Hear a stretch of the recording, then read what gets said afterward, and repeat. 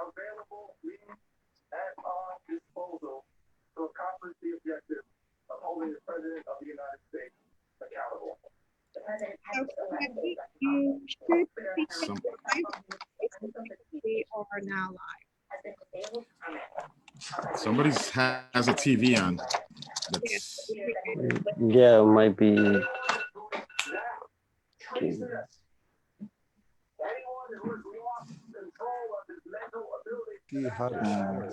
Yes, if you could please mute your background noise. Okay, great.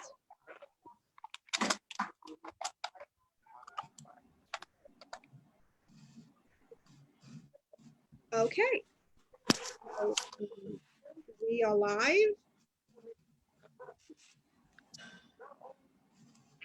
And Mr. Mata, if you could start the program. Yes, all right. Well, good evening, everyone. Thank you for joining, or I should say welcome to Little Africa BronxNews' first Bronx Borough President Candidate Forum. Thank you very much for taking time out of your busy schedules to be with us this afternoon. My name is Mohammed Mada, and I am the chairman of the African Advisory Council and also the chief executive officer of the Africans Help Desk, one of the co-sponsors of this program. So the Africans Help Desk is basically exactly what it says. It's a desk that is created to provide resources and information to the African community, and also direct services. So we are definitely looking to partner with some of you to be able to provide some of the resources from your offices directly to the community. So that's the Africans Help Desk. And I'm pretty sure most of you know what the African Advisory Council does, working with the Borough President's office to pretty much advocate for policies that affect the African community directly right here in the Bronx. So once again, thank you. This is Little Africa BronxNews' Bronx Borough President Candidate Forum. And I want to thank Mona for helping to organize this. And on that note, I'm going to throw the baton over to Mona to introduce herself. And let's get this thing going. Thank you, everyone. Mona. Thank you, Mohammed. Good evening, everyone. My name is Mona Davids. I am the President of Social Impact Strategies. Little Africa BronxNews is a project of social impact strategies. Little Africa BronxNews serves to, best way is create a vehicle, a platform to engage the African community, not just in the Bronx, but throughout the city. As many of you know, the Bronx is home to the largest population of Africans, not just in New York City, but in the US. So for us, for myself, as an African and Bronx resident, I believed it was critical. It was very important that with this year's 2021 municipal elections and with the huge turnover happening in the city with the city council, the mayor, public advocate, and controller races, as well as our local city races, it was important that not just for the African community, but for all Bronxites to get to know the candidates who are running. And that is why we launched the Meet the Candidate video interview series, which some of you have already interviewed with us. That being said, I would like to introduce Wahira Mata. Good evening, everyone. I'm Wahira Mata. Thank you so much for joining us. I'm representing an organization called YAN, the Young African Network, and it really serves two purposes. So one, we serve as an informal networking space for young African professionals in the tri-state area. And then the second half of what we do is we aim to increase civic engagement and participation in the African community in the Bronx and in New York City as a whole. So we do that via forums like this and some voter education stuff that we're going to be working on in the future. So if you're interested in working with us or keeping up with what we do, we have a Facebook page, Young African Network, that you can like, and we post everything that we do on there. And if you're interested in working with us, shoot me an email, which I'll put in the chat, and I can add you to our WhatsApp group and our email listserv, where we'll keep everyone in the loop. And thank you for having us. I'd like to introduce Maimuna Davids as well. Good evening, everyone, and Happy New Year. Thank you for joining us this evening. My name is Maimuna Davids, and I am the Communications Director and Editor for Social Impact Strategies. This evening, I will be administering the 2-minute timer for all the candidates to answer their questions. I will be giving you a 30-second warning before your time is up, so please be mindful so that we can do everything in an orderly and timely fashion. Thank you, Wahira and Maimuna. And to our audience, just to explain the program, the format of the candidate forum. So you know, each candidate has 2 minutes to introduce themselves. The questions, candidates will be asked questions on different topics. Each candidate has 2 minutes to answer a question. At the end of the 4th topic, each candidate will be allowed to ask a fellow candidate a question. And then we will continue with the rest of the topics. And then at the end, each candidate is allowed 1 minute to state, you know, why you should vote for them as our next Bronx Borough President. So that said, Mohammed, it's all yours. Okay, so I guess we would now go to each candidate, and we're going to start, I think, as Mona explained, is by alphabetical order.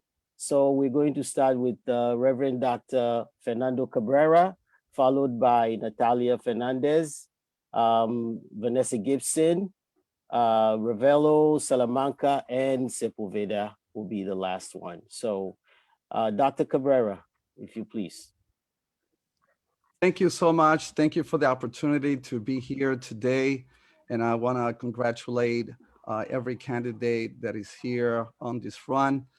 They all have tremendous track records on their own. So it's a joy to be here. I was born right here in the Boogie Down Bronx. 1988, I started a church as a pastor. I've been serving the community now for 33 years. Soon after, I became a bivocational pastor, a school counselor, worked in the public schools, was the director of a rehab program, a Spark counselor, had an opportunity to work as a college professor, and ran the graduate counseling and mental health program at Mercy College. But I noticed there was a great need in my community. We had the worst unemployment rate in the entire city of New York. Crime was rising.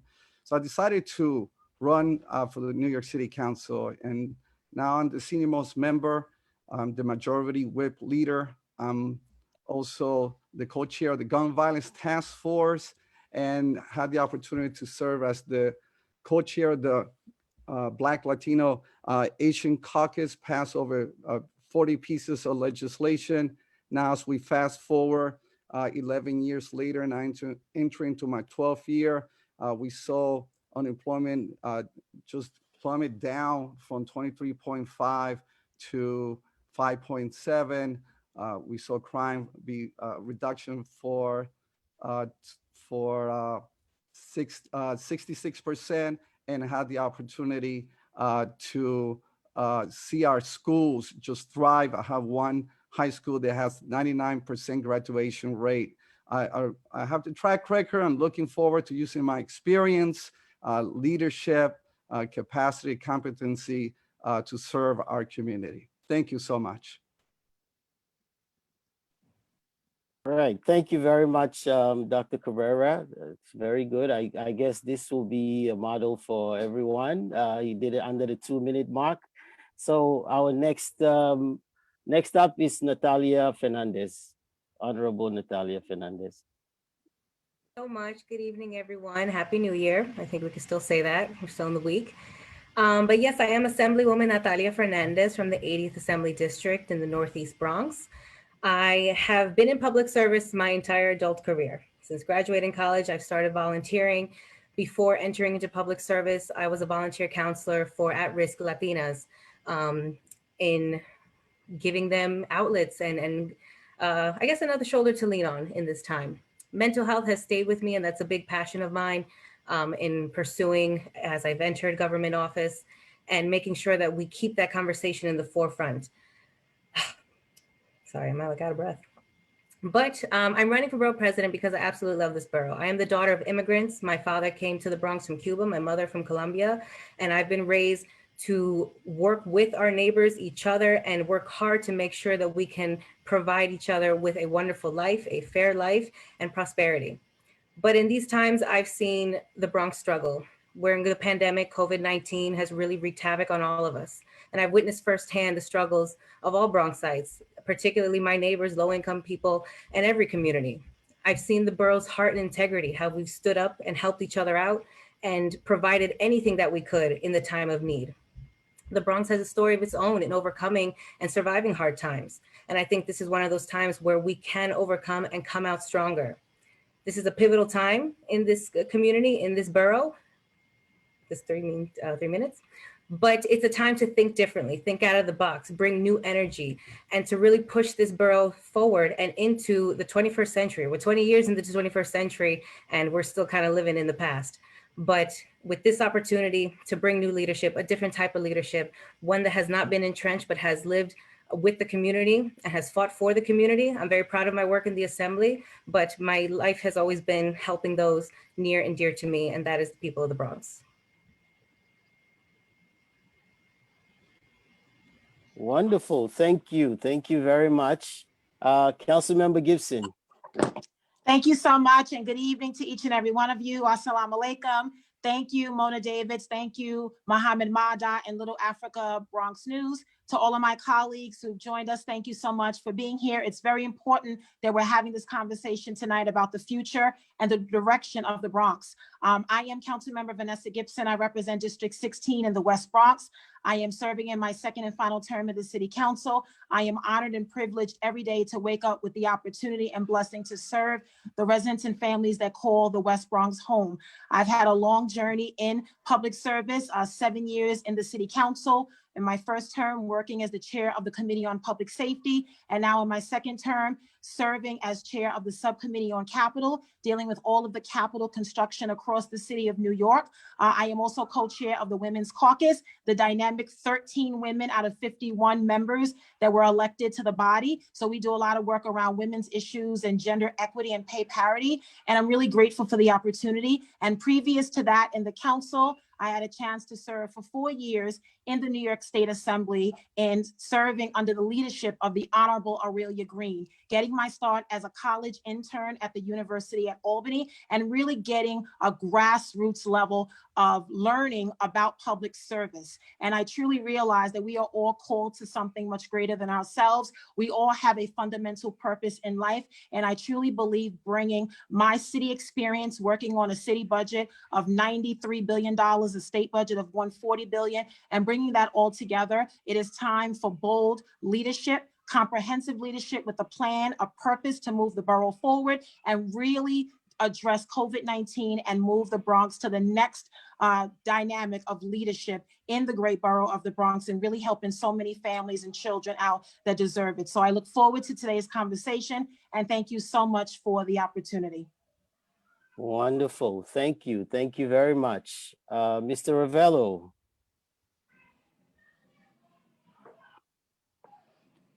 Oops, sir, I do believe you are muted. Again, let me try this again. Thank you, everyone. I am very honored to be here. I am the most unlikely story to be sitting here in front of you, but just want to say that I also am thankful for all the other candidates that are running. They're great people. They're great citizens. My differences with them is just that, differences in policy. Hello, everyone. I came to the Bronx from the Dominican Republic when I was 16 years old. My American story began here in the Bronx. My mother brought me here on a student visa and I overstayed. The choice of sending me back was not an option for her. An undocumented teenager, I did not have many options, so I worked in a corner grocery, I pumped gas, I worked in the supermarket bagging groceries. I am proud to say that I lived the American dream. As an immigrant from the Dominican Republic, I understand the dreams and aspirations of all those who came to this country for a better life and found one. In appreciation to all the blessings this country has afforded me, I decided to devote my life to its service. First in the Navy, where I served in the first Gulf War, and then 25 years in the New York City Police Department, which I recently retired as a lieutenant. Part of my service was being a first responder and survivor of the attacks of 9/11. I consider my service to become Bronx Borough President a continuation of that public service career. For more than 40 years, Congressional District 15, which covers the heart of the Bronx, has been the poorest district in America. This is the districts where all these elected officials are in this forum today serve. Today, more than half of the population in the Bronx live below 185% of the poverty level. Many Bronxites want answers. It is time for change, to give new leaders a chance to bring new ideas and new voices to the Bronx. Thank you. Wonderful. Thank you. Thank you very much. Mr. Salamanca. Yes, good evening. First, I want to thank LittleAfrica BronxNews for putting this together. And I want to welcome my colleagues, on this debate, for this panel for Bronx Borough President. I want to start by saying, I love the Bronx. I'm a product of the borough of the Bronx. I went to public school in the Bronx. I had my first job in the Bronx. I was born and raised and never left. And I'm raising my family here in the borough of the Bronx. Today, we are currently in a health pandemic, which has ravished my borough. I lost my dad to this pandemic. I've lost friends to this pandemic. I've seen small businesses close, and my neighbors are on the brink of homelessness because of the economic and social impact that this pandemic has done to our borough.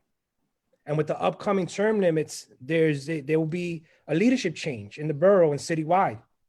I have a proven track record on addressing the core issues that the Bronx is currently facing: affordable housing, healthcare, and reviving the economy and creating jobs.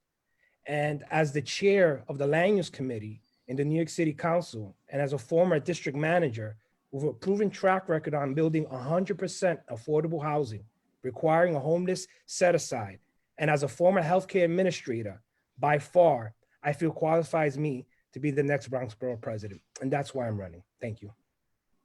Excellent. Thank you. And last but not the least, Honorable Sepúlveda. Mute. You are muted, sir. Oh, sorry. Thank you, Mona. Thank you, Mohammed. Thank you, LittleAfrica, and all my colleagues for participating in today's forum. It's great to see everyone doing well. I am a practicing attorney here in the Bronx for 30 years, but I've represented the South and Central Bronx in the state legislature for the past 9 years, and now I'm running to be the next borough president to help reimagine what the Bronx could be, one that is no longer last in line for resources in this city. For years, our borough has ranked at the bottom or near in healthcare, economic development, housing, food insecurity, graduation rates, and not just in New York City, but in New York State. Now, it's no wonder when COVID invaded our county, that Bronxites were twice as likely to die from the virus as Manhattanites. We suffered the most, and we got the least amount of support from city government.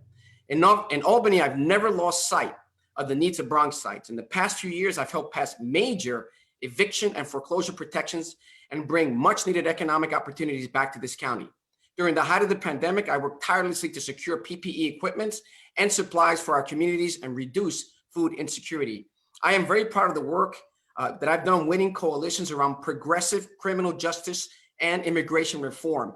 I was able to pass the Green Light Bill, which provides driver's licenses for undocumented immigrants, and I was able to pass the DREAM Act, which expanded college grants and scholarships for immigrants. The growing African community in the Bronx and the unique challenges that they encounter, I'm proud to proclaim to be both an ally and advocate for their interest among immigrant communities. Together, we will build a new Bronx, a resurgent Bronx, a self-sufficient Bronx with essential services and employment that will never be more than 15 minutes away. We'll invest in K-12, we'll invest in our families. And I can tell you this, that if I, in my first term, do not increase, do not take us out of 62 in terms of healthcare metrics. We have the worst. And if I do not increase the level of economic development, I will not run for a second term. So we're no longer 62, and we still have the highest unemployment rate, which is hovering between 21 and 40%. If we do not improve on the metrics that we have not been able to conquer in the last 15 years, I will be a one-term borough president. All right. Thank you. Thank you very much, Honorable Sepúlveda. Thank you all for at least sticking with the time. And so we would just go straight into the questions, and it's going to follow the same order that we just began with. So it's going to be Cabrera, Fernandez, Gibson, Ravelo, Salamanca, and Sepúlveda for this first round of questions. And the question is, and all of you have mentioned this, what is your post-COVID-19 recovery plan? What are your top 3 priorities? And our communities have been one of the hardest hit by the virus. And as history have shown, we will likely be the last to receive support from our governments.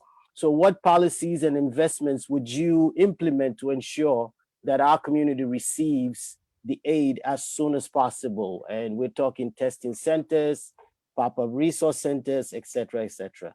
So again, it will be in the same order that we just did the introduction. So Cabrera. Thank you.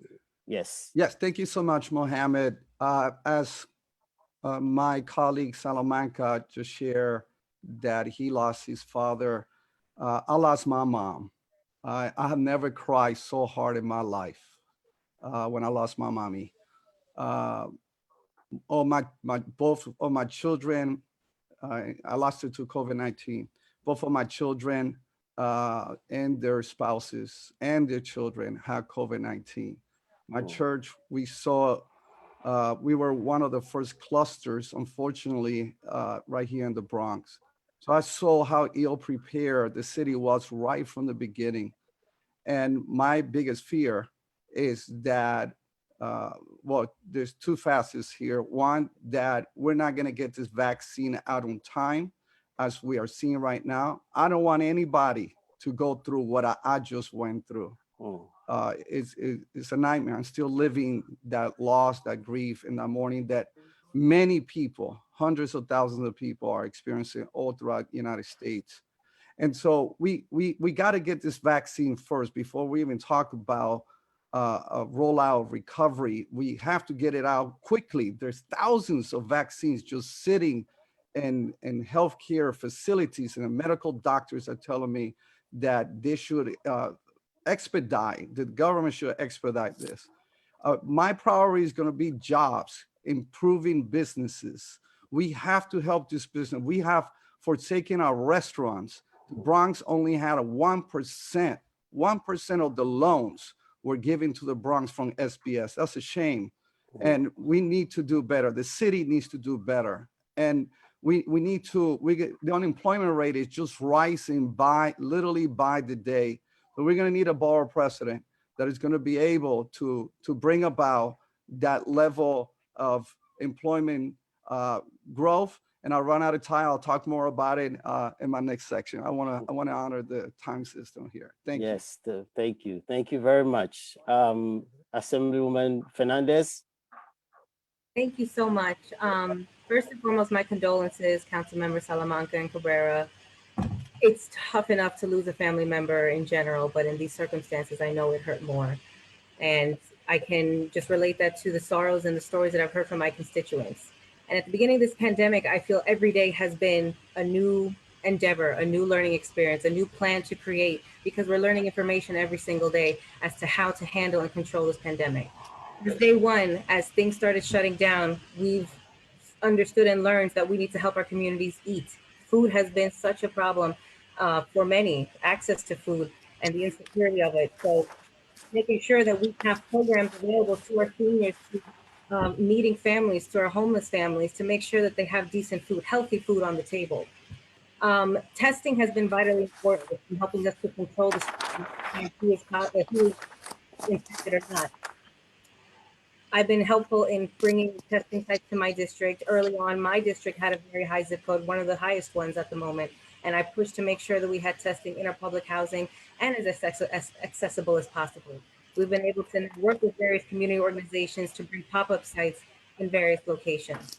Now that we get to the vaccine part of this pandemic and endeavor, it's vitally important that we reach every community, every corner, and get to as many community members as possible.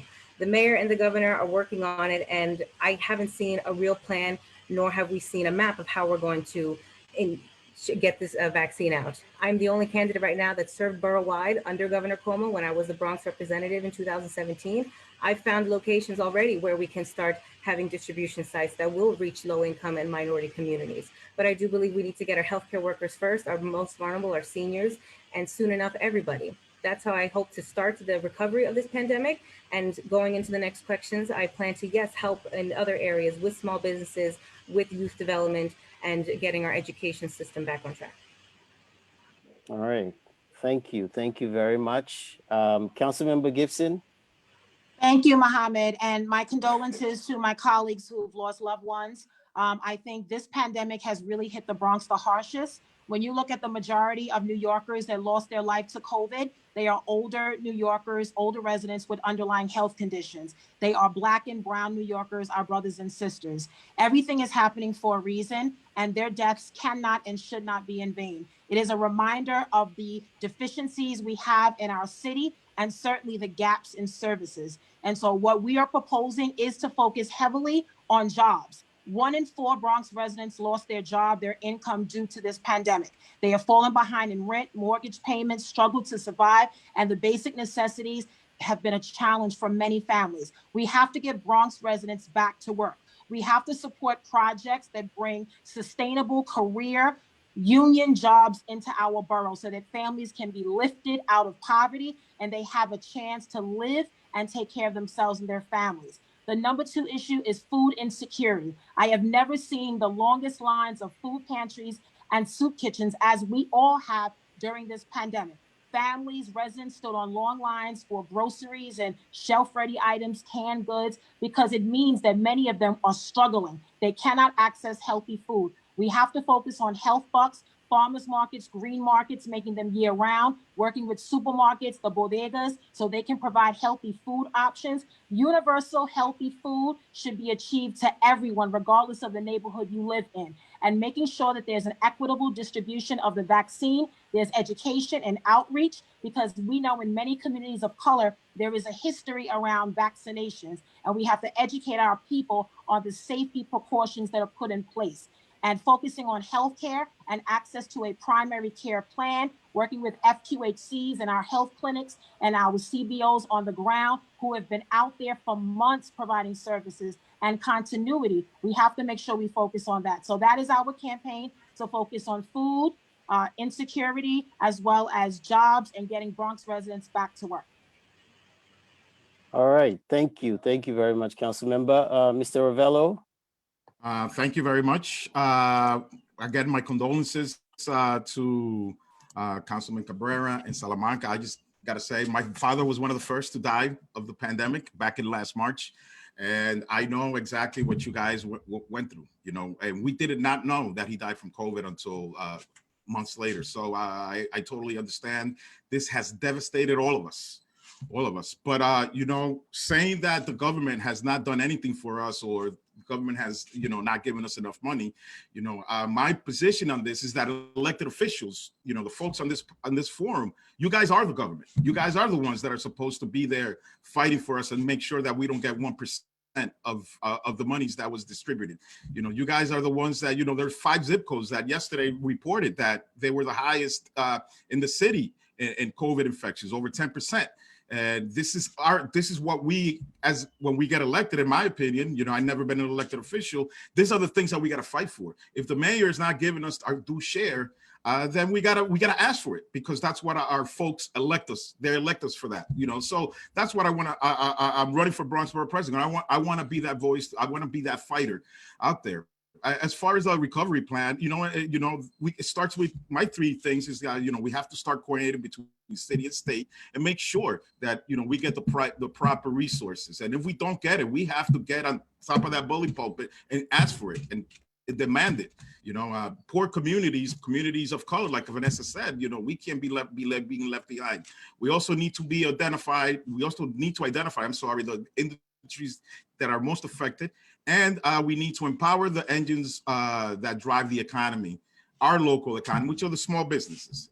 Small businesses are the ones that provide jobs. We got to make sure that we lift them up post-recovery. Thank you.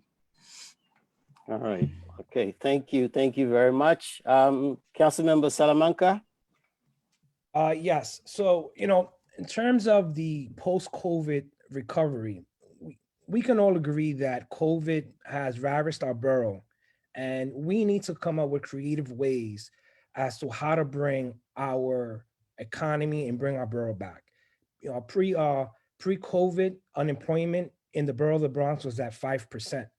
Once COVID hit, I mean, there are many numbers where unemployment could be anywhere between 20 and 40%. We can all disagree on that. But first thing we need to do is that we must work with our local, city, state, and federal government and ensure that everyone gets tested consistently and that everyone gets the COVID-19 vaccine.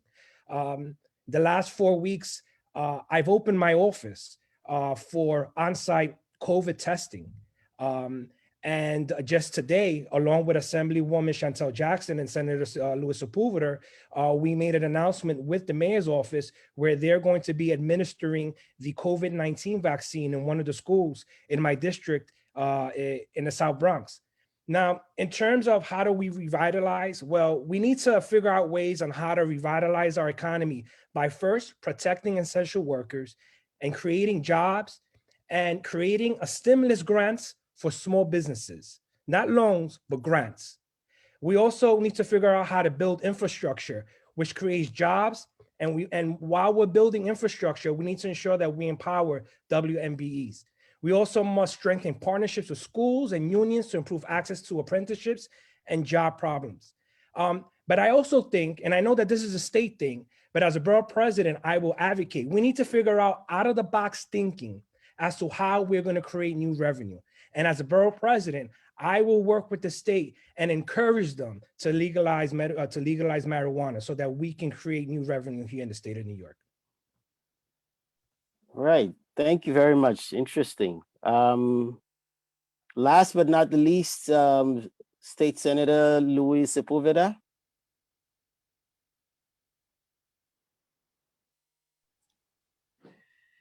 Thank you so much. What COVID has demonstrated is the systemic economic issues and healthcare issues that this county has had.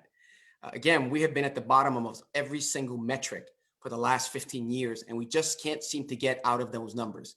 So there are a lot of things that we have to do in order to prove the county. Now, when we talk about COVID, I secured about anywhere from 12 to 14 sites throughout the county to make sure that people get tested. That includes pop-up sites, that includes sites working with health and hospitals throughout the borough to make sure that people can go and get tested and protect themselves. I've also worked closely with the governor's office and the mayor's office to make sure that the vaccines that are coming down the pike after essential workers come into this community. The governor made a statement on national TV saying that after essential workers are vaccinated, that he wants to make sure the Black and brown communities, poor communities like ours, are the next ones online. And I'm going to make sure that we continue to hold his feet to the fire and that he follows through with that, because in this community where 34% of Latinos and 29% of African Americans are the ones that passed away, that perished, because we were completely unprepared for this virus because of our healthcare metrics. So we have to do more to improve our healthcare systems in the Bronx. Our largest non-government employer in this county is the healthcare industry. And yet we're not holding their feet to the fire as to why year after year, we still rank at the very bottom of healthcare metrics. The same thing with economic development. And we've had a lot of real estate growth here, but yet it's done nothing for local hiring. Now you have to think out of the box. I have been working with a large technical company called Hitachi. Hitachi has agreed that if I can find a location that is satisfactory and we can improve the educational scores of the kids in this community, they will invest here and bring a plan. They have agreed to bring a STEM program and pay for it, because unless we increase the educational scores of our children, unless we increase the educational products that we have, we are not going to get out of this crisis. So we have to think out of the box, think holistic, think education, think about the fact that 20% of our children are going home hungry or homeless.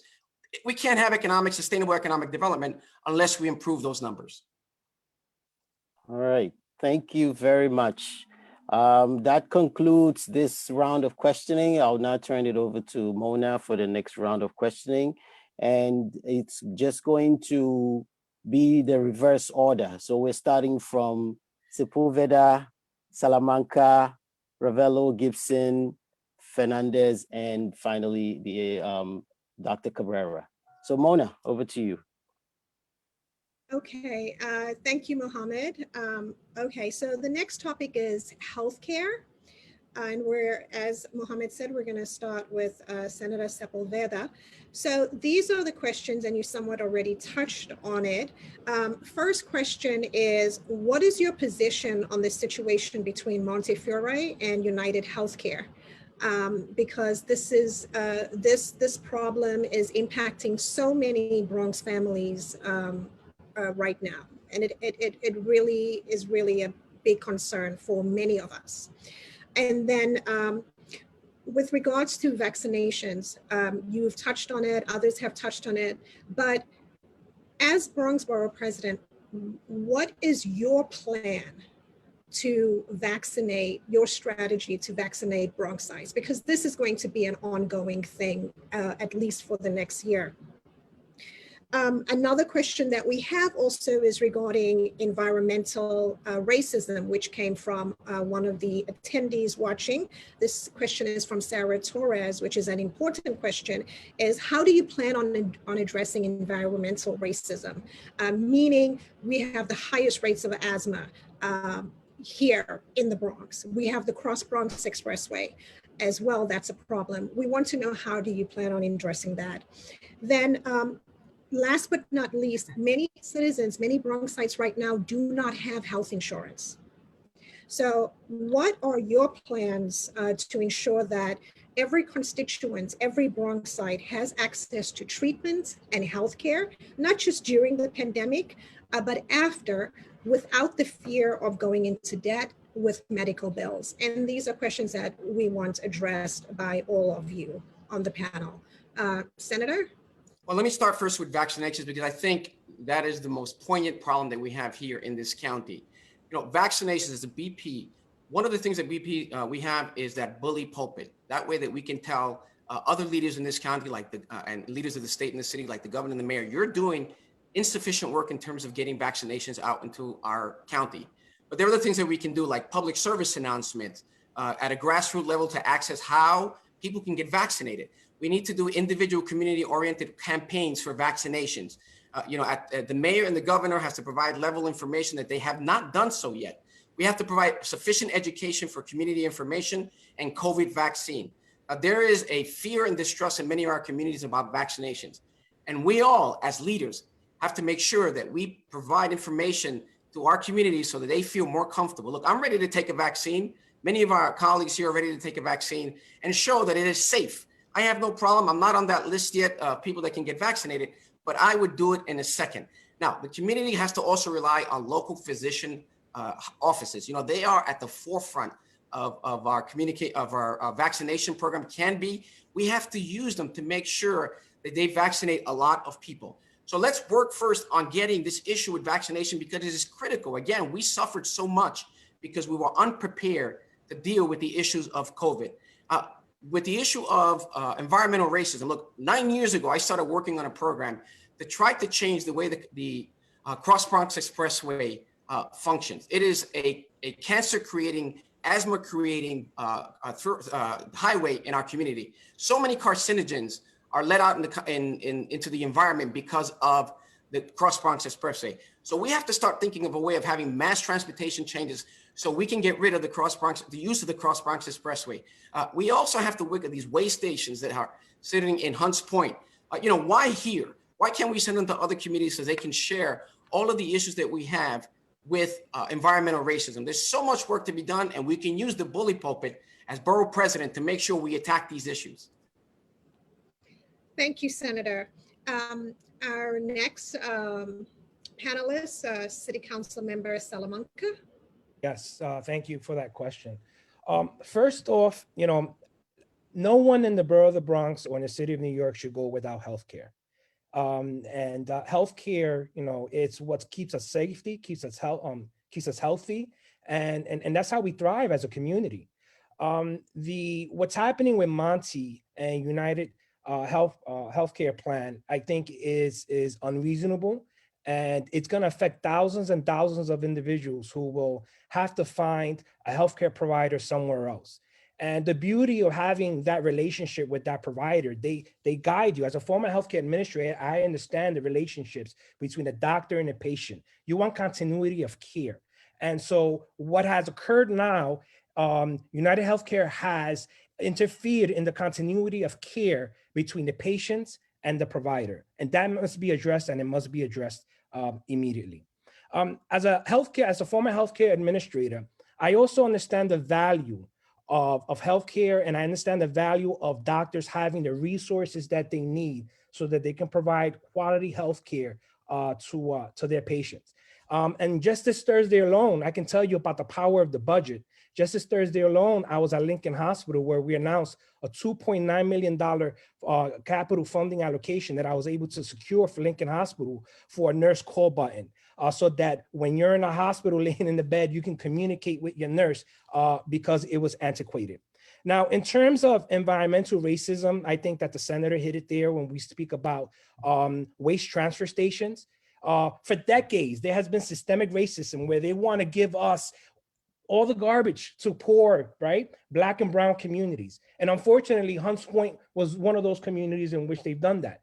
Well, me being in a council for the last 4.5 years, I was able to pass a law with my colleagues in city council where we cut the threshold in half of waste, the transfer waste stations that are being brought into our communities. It's unfair that we're getting the waste from other communities and being brought to our communities. There needs to be a fair share. And along with my colleagues in the council, we were able to pass that bill. Thank you. Great. Thank you, Councilman Salamanca. Mr. Ravelo? Yes, how are you? Yeah, again, healthcare has been a problem for the last 4 years. We've had the worst outcomes here in the Bronx, diabetes, obesity, heart disease, asthma, HIV, infant mortality. We don't talk about that enough. We know what the problems is. They have been the problems that we've had for the last 40 years, and we've been last, and we're still last.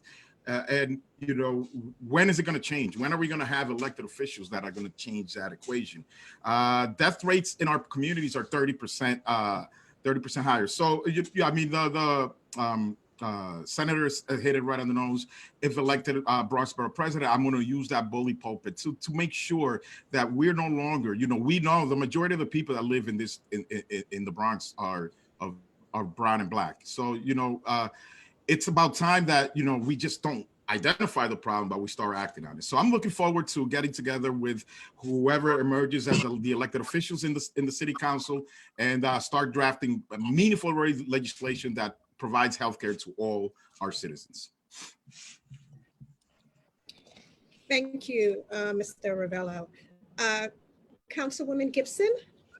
Thank you, Mona. So I agree and truly believe that access to affordable and low-cost healthcare should be a fundamental right, just like I believe affordable housing should be a fundamental right as well. And we have to do more to provide families with comprehensive healthcare. Many of them are underinsured, uninsured, and are using emergency rooms as their form of primary care. That has to change. The Not 62 campaign that started years ago under the Borough President just speaks volumes to the health disparities that we've been dealing with for decades. As Sammy mentioned, asthma, heart disease, high blood pressure, obesity, infant mortality, maternal morbidity, so many issues that we face in our Black and brown communities. We have to also work with our educators and make sure we expand on school-based health centers inside our public schools so we have access to medical, vision, and dental care for our students as well. We have to do a lot more on visiting nurse programs to help many of our new mothers, our nursing mothers, programs around breastfeeding, because there are so many hereditary issues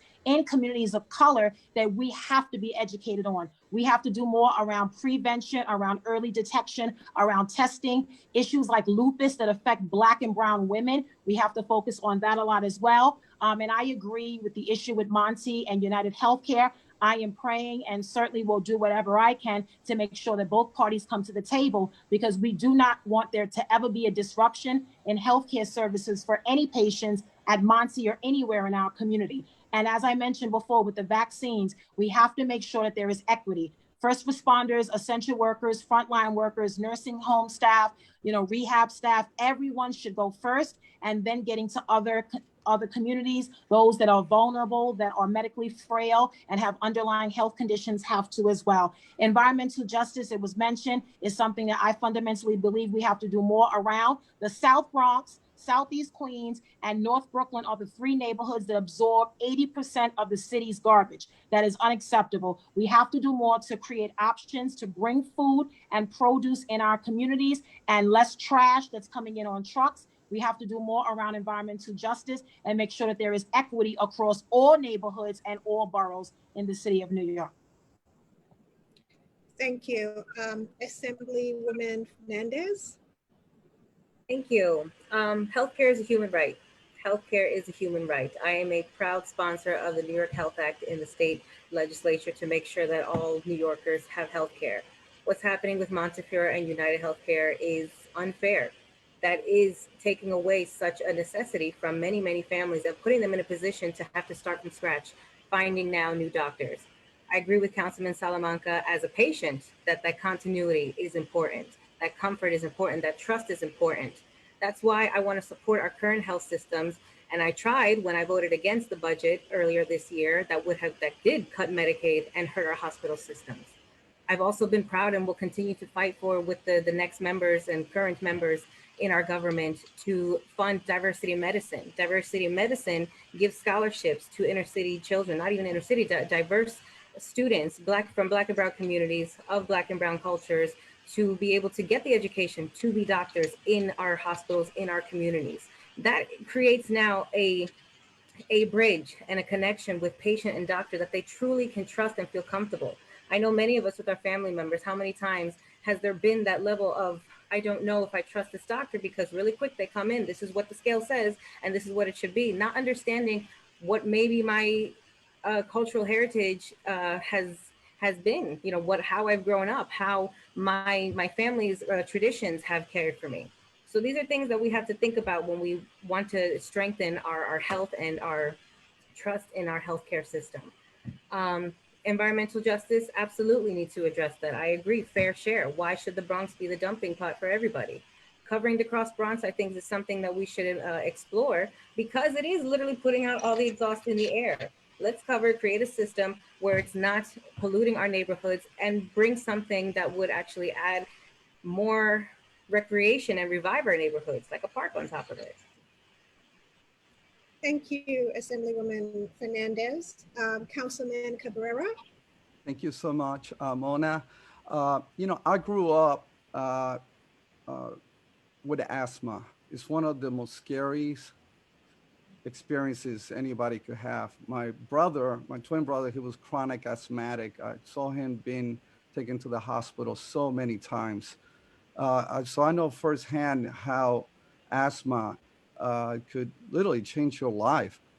The problem that, first of all, at the council, we just passed an environmental bill, the most significant one that any city has ever passed. It's going to take the rollout about 10 years, but it's going to move the needle to having environmental justice here in the city. And when I first got in 2010, in that class of council members, we were able to change something that was so needed. And we were using the type of oil. See, 80% of all the pollutants that are coming from the Bronx are coming from buildings and not from cars. And this is why I think it's so necessary, and my colleagues, they know about this. We need to continue to work with our buildings to making sure that we don't expose, especially our children. And talking about children, I passed the school environmental bill. You'll be shocked to know that when a school they test a school and they know that they have some kind of pollutant, parents were not required, the Board of Ed was not required to notify parents. And through this bill, now within 6 days, they have to be notified. And last but not least, I know my colleague Sepúlveda will agree with me. We got to get into nutrition. We're both vegans. We both were affected by the lack of proper nutrition. If we're going to change the not 62, we got to change nutrition. Thank you so much. Thank you, Councilman Cabrera. And I pass it to my co-host, Mohammed. Okay, so thank you. The next round of questioning is on public safety. And the question is, crime and gun violence is rampant throughout the city, particularly in the Bronx. What is your strategy and plan to stop the crime and murders in the Bronx? And do you have a strategy or plan to improve police and community relations? Thank you so much, Mohammed. In the council, I was able to work alongside with my colleague, Germani Williams, who's now the public advocate. We were able to start a committee, the Gun Violence Task Force. We were both the co-chairs, and working after 2 years with the advocates, with the experts, with the people on the front lines, we were able to come up with the Cure Violence program. We started with $5.7 million that at that time, we were going through the recession. It was the only initiative that was a new initiative that was passed in the council during that recession. But we saw the need. We saw that we were seeing too many young people getting shot. 80% of all the shootings were as a result of crew members and gun violence that was happening as a result of gangs. And so we implemented a program. Now it's the most successful one nationwide. We saw the results. We know what to do. It was not the only thing that we did, but as of March of last year, we saw that we had the lowest numbers ever in the city of New York, and let's say in the last 50 years. So we know it works. I also implemented the first mentoring program at the youth detention centers. We have 2 of them in the city of New York, and the program has been extremely successful. As a matter of fact, for every child, every youth that had gone through the youth detention program, the mentoring program in the detention center, what we saw was not one of them have returned back. We're not lacking a program, we're lacking mentors. And so we need to do a better outreach to incentivize mentors that could work with the young people and be able to help the young people to be on the right path. And I'll run out of time again. I wish we had an extra minute. Thank you so much. Thank you. Oh, I'm Yes, sorry. go ahead, Assemblymember. I saw I never unmuted, so I just went. So thank you for this question. No doubt it's been a rough year, a rough summer. We've seen gun violence and crime spike. I do believe it's a reaction and result of the pandemic. Everybody's been on edge. Everybody is not in their normal life. And maybe drastic times have taken drastic measures at some point. But I really do believe in community-based intervention programs. I've been very supportive and have funded the program up in my area, Standing Up to Violence, SUV, where it has members from the community who were formerly incarcerated or formerly involved in gangs that are now the mentors talking to those that have been involved in activity to guide them out of it. They are aware of what's happening on the ground in the community, more so than myself and more so than the police. And I think we can trust them to be a guide to getting out of this cycle of crime and gun violence. There was, I think, an experiment just done in Brooklyn, Brownsville. For a whole week, there was no police activity, but the community was given resources to help distribute. And nothing happened. So I think that's an example that we can experiment here in Bronx to really give power back to the community and help police ourselves. I do think we need to build community relations because there is a divide between police and our community, and there must be understanding in what we want to see from those that are supposed to protect us. And I've stood by that in the Assembly. I've introduced police reform bills that passed this summer with the senator, and we hope that that will change how we see the treatment of those that become in custody under the police. Was there a third question? No. No, that's it. So yeah, I mean, you've pretty much answered all the questions. The police community relations was the last one. So thank you. Councilmember Gibson. Thank you, Mohammed. Every Bronxite, regardless of where you live, your zip code, deserves to live in safe communities. Everyone should expect to be able to leave their home and return the same way.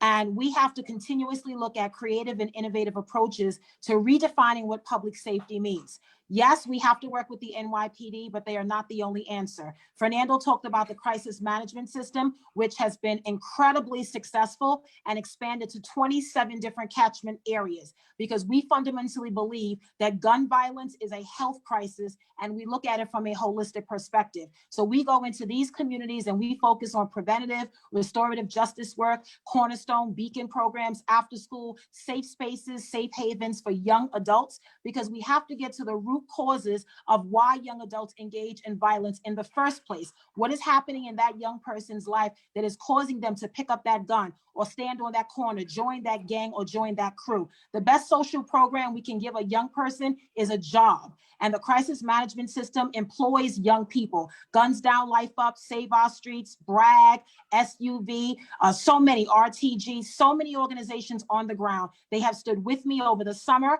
when I launched SOS, Operation Save Our Sons and Sisters, as a reaction to so many young people that were dying by gun violence. We launched the crisis management system as well as the crisis mobile units that are going around our areas that are reaching young people where they are with guidance counselors and crisis intervention workers. And we also have to look at other programs like Saturday Night Lights, like the Summer Youth Program, so many programs that give young people a chance, that doesn't, criticize them, but gives them a chance and a leg up. Reentry is something I am very proud of the work we've done with Fortune and Osborne and Cases and CEO. These are organizations that work with the reentry community to reduce recidivism and give young people a chance to restart their lives. And we're also working with Osborne on transforming the old Fulton jail into the first ever reentry and economic development center. So there's a lot of things we can do. It's really about resources and making sure that we get to the fundamental root causes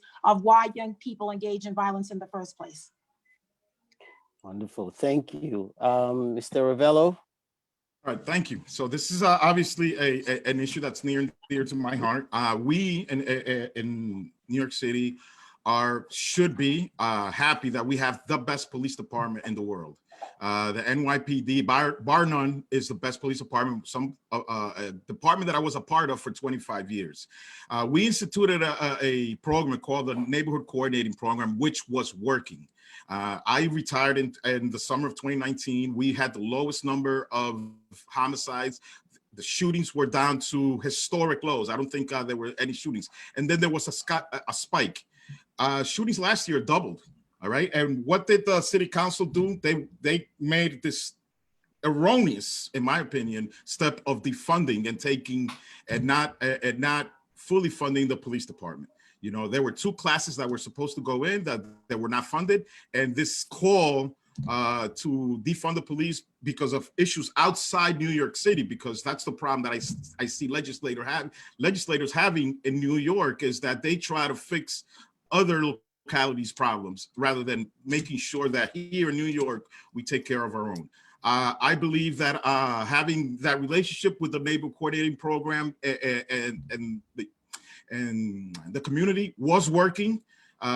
It was actually going in a step forward, and then the city council decided what they decided, and the state government decided to pass laws that really weren't affecting the citizens of New York City.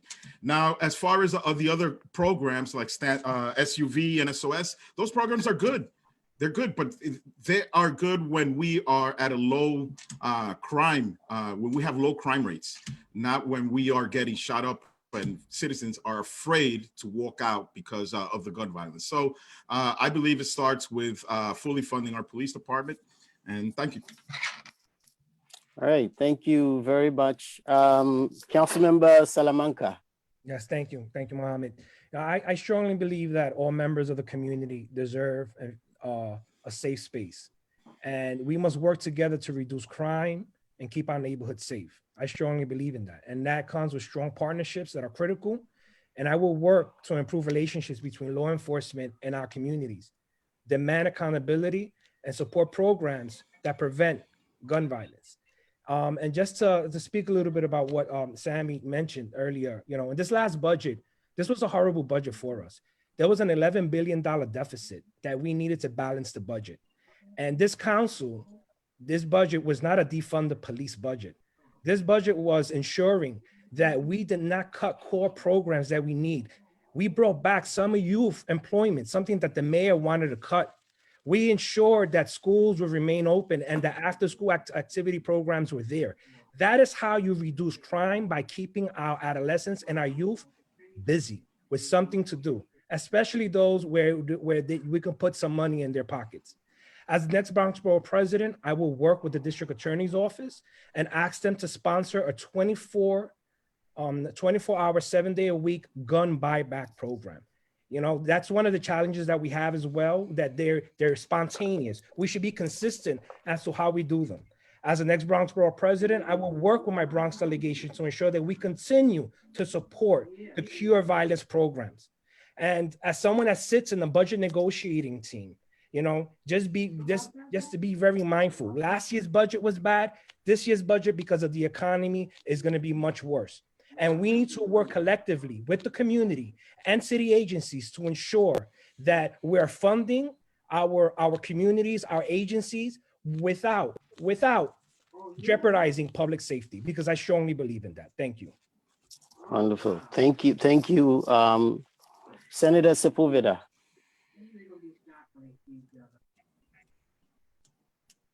Senator Sepúlveda, Okay, thank you. are you muted? Okay, yes, I'm sorry. I mean, Go ahead. with all due respects to my wonderful colleagues here, I think everyone has missed what the primary issue is with public safety and policing. The reality is that the issue of public safety is an issue of poverty. You cannot expect our children to excel in a way that other communities, wealthier communities, excel. The problem with crime here, you know, the recent spikes in crimes are all related to COVID and the economic crisis. But we have to first look at what the root of the problem is, and that is poverty. You cannot criminalize poverty. You know, when we talk about defund the police, that means one thing to one person, one thing to another. What that means is that you can cut part of the police budget, dedicate some of that to make sure that our kids have better educational programs. You know, Councilwoman Vanessa said the best social service program is a job. Well, yeah, but you can get a job, but the best social program is you want a high level of education, so they can get the kind of jobs that make over $100,000 a year. You know, they can progress. They can get out of the abject poverty that people in the county are going through still 40 years later. Unless we cure these issues, unless we have 1 out of 5 kids in our educational system are homeless, are suffering because they don't have enough food. If kids are going to school, going to bed hungry, how do we expect them to do well in our academic programs? So we have to first think about this as a holistic approach against. Unless we cure the issue of poverty, unless we stop criminalizing poverty, and unless we start working with the community and the police department so they can take a different look at how we can fight crime. Like, I am the chair of the Crimes Victims Committee in the Senate, and I work every single day as a legislator to look for ways so we can fight crime. But nothing is going to work unless we admit to ourselves that we have failed our children in the Bronx because we have not provided sufficient resources for them to excel and become outstanding citizens in our communities. Wonderful. Thank you very much for that. So for the next round of questions, we're going to go to Wahira. She's going to be asking the next questions, and it just follows the same order as previous. Hira? Yes. Hi. So the question is, what are your immigrant inclusion plans? How will you tailor those to the African community? And do you commit to continuing the African Advisory Council? I guess is this for me? Yes, sorry, Senator, you're first. I am 1,199% committed to continuing the council. Look, our great leader in the Senate, Andrea Stewart-Cousins, creates these working groups to fight, to tackle certain issues in the state. She has entrusted in me a lot of the issues that have with our immigrant community because she sees me as one of the foremost leaders on immigrant issues in the New York State Senate. Look what I've done. I have passed the DREAM Act. The DREAM Act will allow our children, undocumented children, immigrant children, to be able to access TAP and other methods to pay for college. You know, when kids come to our public school system, we don't ask them their immigratory status in order to allow them to go to school. But once they graduate from high school, we say, sorry, we cannot help you get a college education. And so what better program than that? What better program than to be able to create an opportunity for kids to be able to pay for college and succeed? I also was the sponsor of the Green Light Bill, something that is near and dear and I'm very proud of. You know, I love the immigrant community because this country was built on the backs of our immigrants. So what does that do? You know, we have a lot of members of the immigrant communities that are taxi drivers, that are limousine drivers, that need that in order to get jobs. And so I was able to pass the Green Light Bill, which now will allow people to get driver's license. Now, that may not sound significant, but we know that over 250,000 immigrants have already begun to apply for the license under the Green Light Bill. And these people will now be able to get sustainable jobs that can pay for their families and pay for college. Now, every day I look for ways to help our immigrant community, every single day. That is what that's why Leader Stuart Cousins has asked me, look, be one of the leaders, continue to create legislation and policies, continue to make sure that our immigrant community is taken care of, make sure that during this crisis, they're entitled to a lot of the benefits that others are getting, make sure that they're getting the healthcare assistance that many of them don't get simply because of their immigration status. It is terribly unfair because many of them were essential workers that put their lives on the line during this COVID crisis, and we should take care of this immigrant community like we do other communities. Thank you. Councilmember Salamanca. Yeah, I didn't get the last question. Can you just repeat that? Yes, so the question is, what are your immigrant inclusion plans? How will you tailor those to the African community? And do you commit to continuing the African Advisory Council? All right, thank you for that. I definitely will commit 100% to continuing the African Council task force that the Borough President has had. You know, I strongly believe that the growing population, we have many growing populations, immigrants in the city and in the borough of the Bronx. And one of the silent communities that is growing is the African community. And there needs to be fair representation.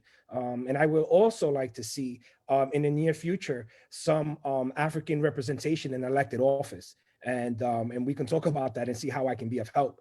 You know, one of the beauties of being a council member is that we have a program called CUNY NYC, where we get to bring in immigration attorneys to our offices, where they help individuals with their documentations, either being a citizen or getting their documents so that they can get their visas or their working papers here. And I'm proud to say that in my office in the last fiscal year, we were able to help over 464 individuals from different cultural institutions so that they can become citizens or that they can get their documents, and also help them bring their family members from outside of the country here into the United States. And I'm pretty sure that my colleagues in the council will speak on that as well. When the census hit, we saw what this outgoing president was trying to do. He was trying to silence the immigrant community on ensuring that they their information or their numbers did not count. And I worked hand in hand with the Speaker's office on a census task force to ensure that every voice has been counted. And finally, there's a bill that I'm a co-sponsor on where it allows immigrant families that are undocumented, that have working papers or are participating in DACA, allows them to vote in local races, which I am supportive. And with that, you have my strong support. Thank you. Thank you so much. Mr. Ravelo. Okay, obviously you hit another topic that's near and dear to my heart. I didn't even write notes for this. I am the only immigrant in this panel, in this forum. And I am the only one that was actually in this country undocumented. I came here when I was 16. I laughed because I used to call myself the original DACA. I was a DACA kid before there was DACA. You know, I had no choice. I was 16 years old and my mother brought me here. So, you know, so I know what it is to live under the shadows. I know what it is to be so proud once you get that American, what we call green card, your documents. I know what that is. and I know what what the African community is going through as immigrants. I came from the Dominican Republic, which I can proudly say 1 out of every 3 Bronxites are from the Dominican Republic. So I know specifically what immigrants feel. I am committed to keeping the council within the Borough President's office. I am also want to create a new department in the borough office. There's 250,000 immigrants. A lot of them are undocumented in the Bronx. So I want to be that voice to help them. And I want them to come to the Bronx Borough office and seek that help that they need. So I'm 100% committed in keeping the council, and I am 100% committed in helping our immigrant community. Thank you. Thank you. Now, Councilmember Gibson. Thank you, Wahira. I am very proud to say that Council District 16 is home to the largest concentration of residents and families from West Africa, and I'm very proud to have a long-standing relationship and partnership with all of my brothers and sisters, whether you're from Guinea, Nigeria, Ghana, or anywhere else in West Africa. Yes, I am committed to maintaining the African Advisory Council. I also have an African Leadership Council in my council office that was started by my 2 predecessors, the Fosters, and I've kept that up and running since my time in the council. I've worked very closely with many of our African leaders, our imams. I visited our mosques, our masjids. We've done citizenship classes. We need to do a lot more. In the council, I've really supported organizations and provided support in the budget for citizenship classes, as well as preparing for the exam. I, like Ralph and others in our council district office, we work with CUNY citizenship. So we have CUNY lawyers that are immigration attorneys that provide services in our offices, and that still continues remotely. We have a city council initiative called Immigrant Opportunities Initiative, IOI, where we fund a number of citywide groups that provide immigration services. When I was in the state assembly, very proud to be a sponsor of the DREAM Act. And sadly, it wasn't passed while I was there, but I was very proud to see it passed. I am truly a supporter of creating a better opportunity for the pathway to citizenship. I also want to recognize CUNY's ASAP program, which supports so many of our immigrant students. We have to do more to create opportunities for so many of our students at CUNY, and that's why I support a free CUNY system. And we also have to do more around adult literacy and financial empowerment and financial literacy. I've also been very proud to appoint a number of West African constituents to the local community board 3 and 4, which I represent. And so that has been my track record. And as borough president, I will absolutely continue to expand on all of the relationships I've built over the years in the community with our West African brothers and sisters. Thank you so much, Assemblymember Fernandez. Thank you. I'm the daughter of immigrants, like I said, so the struggle is near and dear to me. I didn't personally go through anything, but I've been there next to my family and with my family members as they have. In the Assembly, I'm proud of my record too, supporting the immigrant community, a co-sponsor of the DREAM Act, of the Green Light Bill. In my time in the governor's office, I was director of Bronx Outreach in informing about the Liberty Defense Fund. This was a program that gave legal services to immigrants to protect themselves from deportation and against ICE. I'm very proud of the legislation that we passed to get ICE out of our courts. I too absolutely support the African Council and will promise to keep it going and also strengthen it and grow it. One thing to be sure of and to know that immigrant communities do not live in a silo, and we have identities and we have different backgrounds and things to learn and to celebrate and to recognize the specific needs. So I plan to create committees of the various communities within the West African community to address these specific needs. Additionally, I want to strengthen our CBOs. We have great community-based organizations in our districts, in our communities, that actually sometimes do better work than us in addressing these problems, in helping those in need. Sautoyeti, Masa, these are organizations run by immigrants for immigrants that can help in directly getting legal assistance and various other areas of help to our community. So I certainly want to help strengthen them, advocate with my colleagues in the council and in the legislature to fund them, because again, the community can help itself.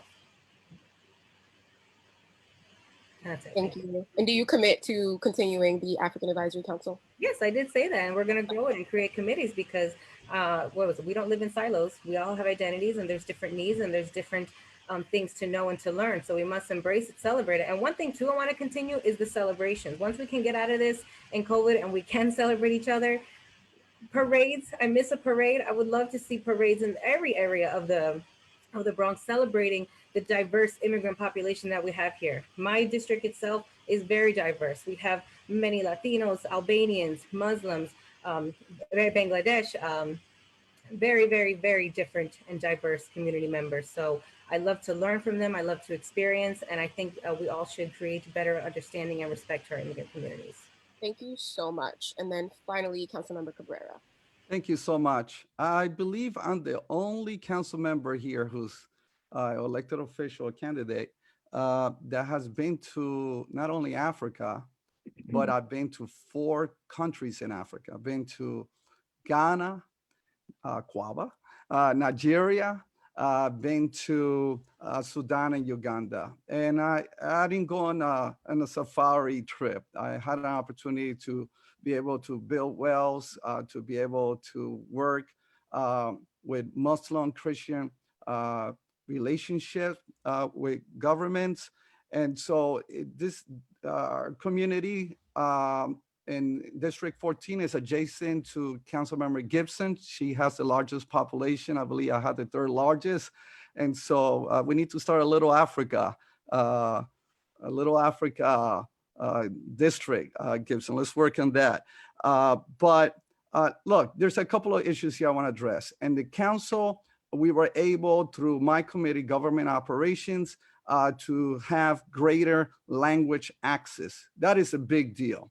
I know what it is to have lived in Puerto Rico, come back to the main line and not speak English. It's intimidating. There's a lot of fear factors, and it creates often a gap where people can gain services. And so whether it was through the Board of Election, and I want to commend my colleagues, they also joined me and our committee and in the council to make sure that access is afforded. Yes, 100%, and not only having the African Advisory Council, but taking it to the next level. But I want to do something else. I want to have the first African center in New York City. We don't have one. The Borough President's office has quite a bit of capital funding. I'm committing today to doing that. We also provided, I want to let you know, just like our fellow council members provided through CUNY, immigration lawyers, but also had citizenship classes. And we have seen hundreds of people get naturalized, and also work with Sierra Leone Nursing Association and the African International Collaborative Center, and looking forward to working with many other organizations. Thank you. Thank you so much. So that concludes that portion of the questions. I'm going to pass it over to Mona. Thank you, Wahira. So before we go on to the next topic, as we explained in the beginning, after the 4th topic, we're going to provide an opportunity for each candidate to ask their fellow candidate, a question. So we will call this the cross-questioning round. So I am going to get started with Senator Sepúlveda. Who would you like to ask a question? And please state your question for them. Sure, I'd like to ask this question to my friend, Councilmember Rafael Salamanca. We see that with the ULA process and zoning, that our communities here have not benefited in terms of job creation. A lot of the jobs that we've gotten have gone to people that live in New Jersey, construction workers, and there was no insistence or requirement that the jobs that are created here go to local hiring. Now, we know that big real estate is going to immerse himself a lot in this race. Do you commit to not accepting real estate money during this campaign? So let me be clear here, Senator. Thank you for your question. In the last 5 years that I've been in the council, I've approved over 7,000 units of 100% affordable housing. I mandated a 15% homeless set aside, and I got that law passed. I turned down the Southern Boulevard rezoning because 90% of the empty lots were privately owned, and I believe that it would have led to the displacement of my community and constituents. And this Monday, I'm going to host a hearing on a bill that I'm the co-sponsor of, which is the racial impact study for rezonings. So just to be clear, regardless of who contributes to my campaign, that has never deterred me on how I am going to govern and how I'm going to vote for my community. Committing or not committing to accepting large real estate donations in your campaign? Senator, I answered your question. Regardless of who contributes to my campaign, they're not going to deter as to how I'm going to govern and how I'm going to vote, and I gave you my example. Thank you, Senator Sepúlveda and Councilman Salamanca. The next question that may be posed, Salamanca, please ask your question to your fellow candidate of your choice. Yeah, my question is to I want to ask the Sammy Ravelo, if possible, a question. Sammy, you know, as part of the borough president, yes, you have the opportunity where you have a bully pulpit, and you're, many people call it the cheerleader of the Bronx, but at times you're also an advocate. But the borough president has main responsibilities, and that is to oversee community boards, and that is also to oversee the land use application. And as part of the land use application, there's something called the ULURP process. So I was wondering if you can explain what the ULURP process stands for and what it does. The ULURP process is the United Land Use Review Procedure, I believe. It's the process that you ignored when you voted for allowing the jail in the Bronx. So, you know, I know our current Bronx Borough President, he issued a scathing rebuke to that through the ULURP, and you overruled that. So that's what it stands for. But thank you for the question. Just to be clear, I voted no for the Bronx jail. Okay, thank you, Councilman Salamanca and Mr. Ravelo. Mr. Ravelo, please ask your question of your fellow candidates. Yes, this question is for Senator Sepúlveda, who's my state senator. You voted to end, after the George Floyd incident and everything that happened last summer, you voted to end pensions for the police department, which was deemed unconstitutional. Why did you just had a carve out for the police officers, and you know, which would affect every other union? Thank you, Mr. Ravelo, for that. Thank you, Mr. Ravelo, for that question. But I think you either got the facts incorrect or you're not fully versed on what the bill was. What the bill was, essentially, those police officers that engage in abusive behavior to people in our community, those police officers that are costing the city millions and millions of dollars in lawsuits, those police officers, once they're removed from the force, should not be benefiting from a pension system that we, our tax dollars, are paying for. And so I was proud to vote for that bill. And if it came up again, I would vote for it again. Any police officer that's doing good work, I would praise them to the hills. However, any police officer that's brutalizing our community, that is costing our taxpayers millions and millions of dollars, should lose their pension.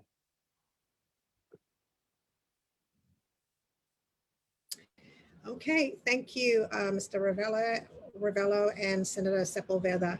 The next up is Councilwoman Gibson. Please ask your question of one of your fellow candidates.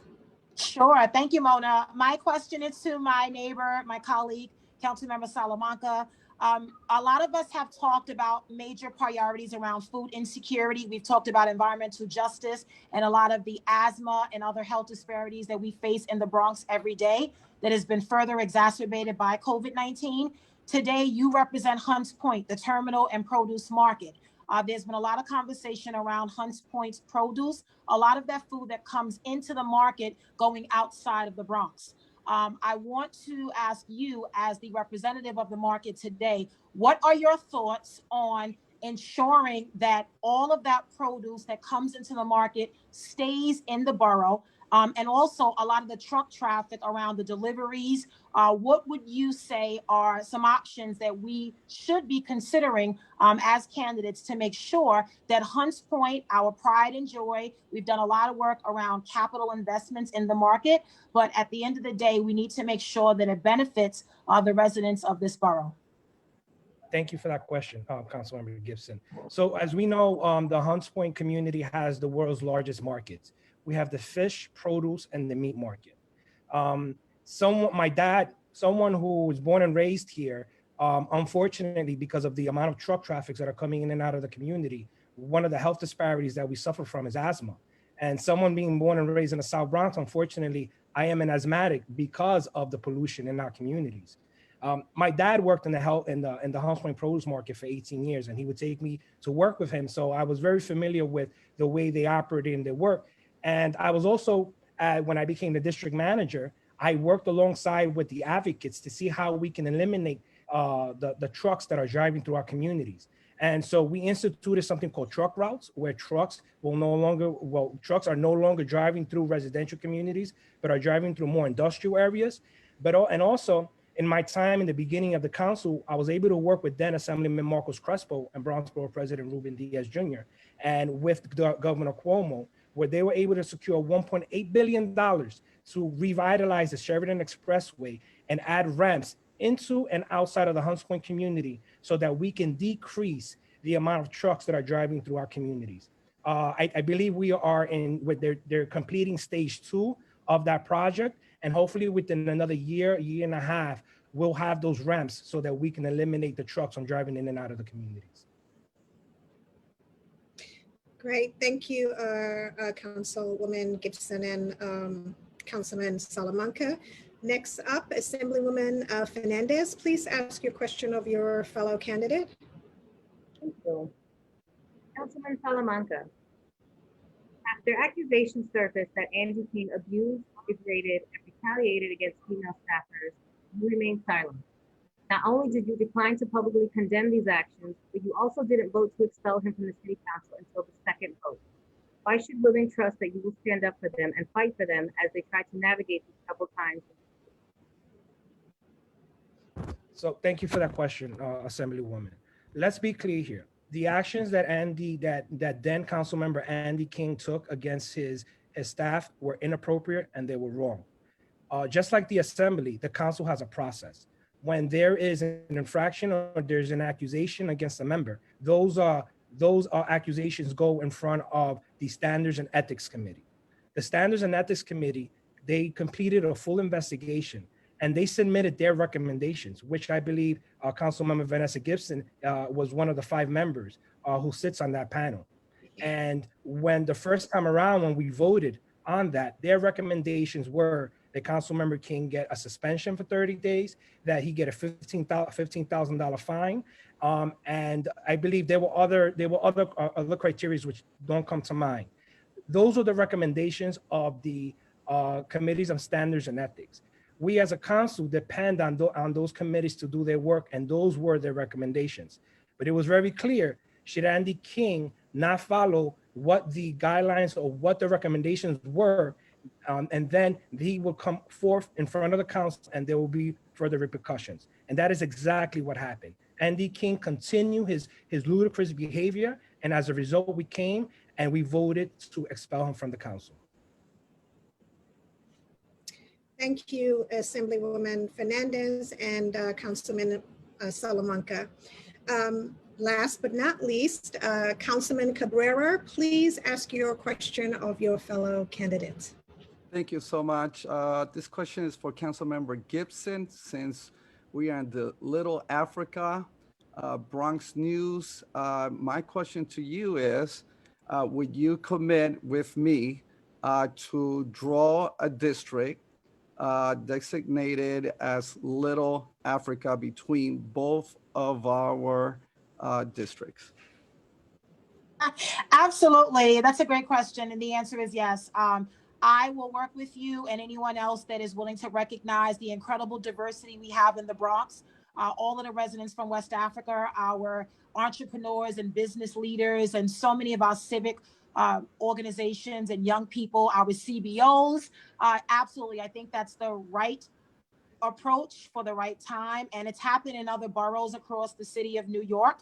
I remember us passing legislation at the council around identifying Little Haiti, Little Yemeni. I mean, we've done this across the city because we want to recognize our growing diversity. It is our strength.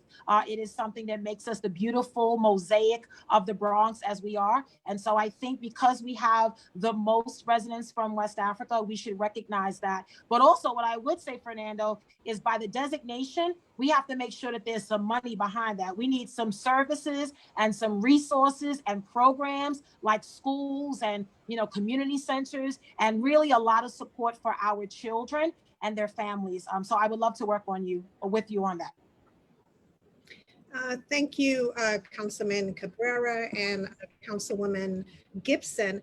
So that being said, just as a follow-up for the group on this question asked by Councilman Cabrera, follow-up number one, before I have South Africans and East Africans and North Africans coming after me, we are all here in the Bronx. South African here, Maimuna David, South African. We have a large East African community as well, Central African. So this, Little Africa, designated Little Africa district in the Bronx would be wonderful. That I'm sure that's just something that would be marvelous.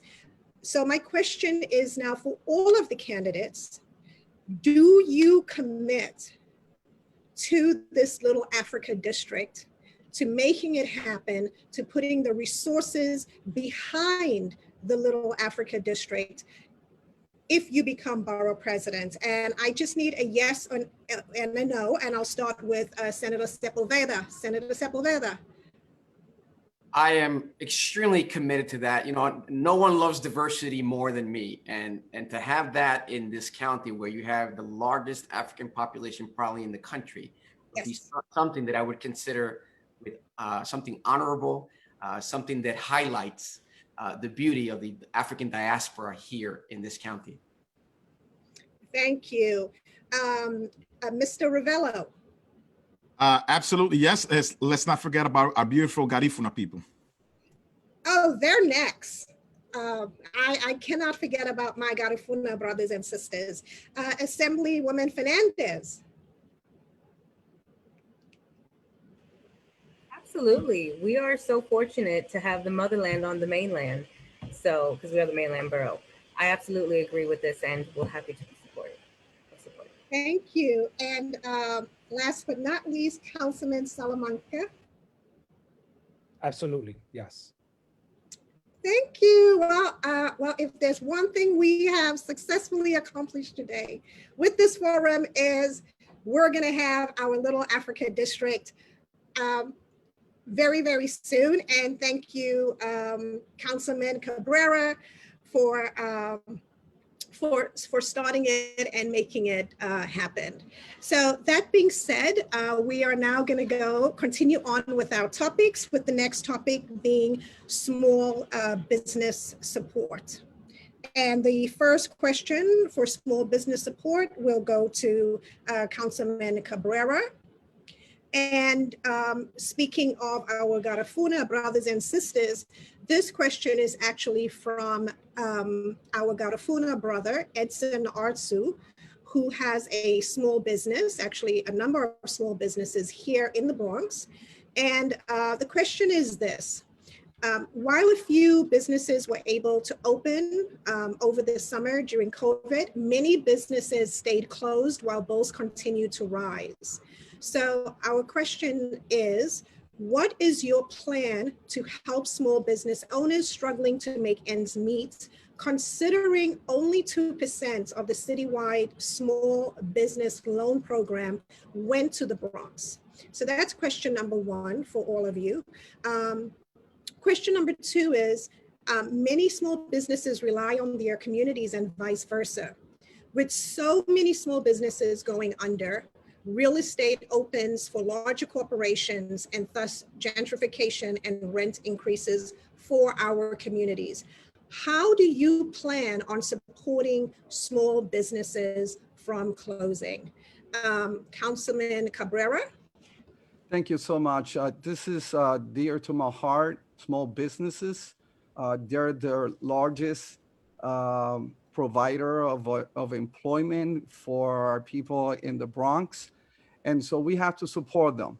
I think that it is crucial that the next borough president uses the arm, and we're going to talk about that later, of the BODC, the Bronx Overall Economic Corporation, to be able to, but watch this, to not only get businesses, but businesses from people who live here.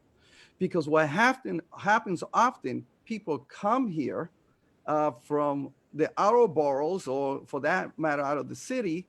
They take the money out of due to the business living someplace else, and the money does not circulate. We know that counties are successful when we see that money circulating and hand by hand 7 to 8 times. So we want to make sure, and I'm a little baffled that we have not been able to accomplish that this far. So I'm committing that the vast amount of loans will be given to people who live in the Bronx and do business in the Bronx. We obviously got to work with the new administration to making sure that we get what is due to us.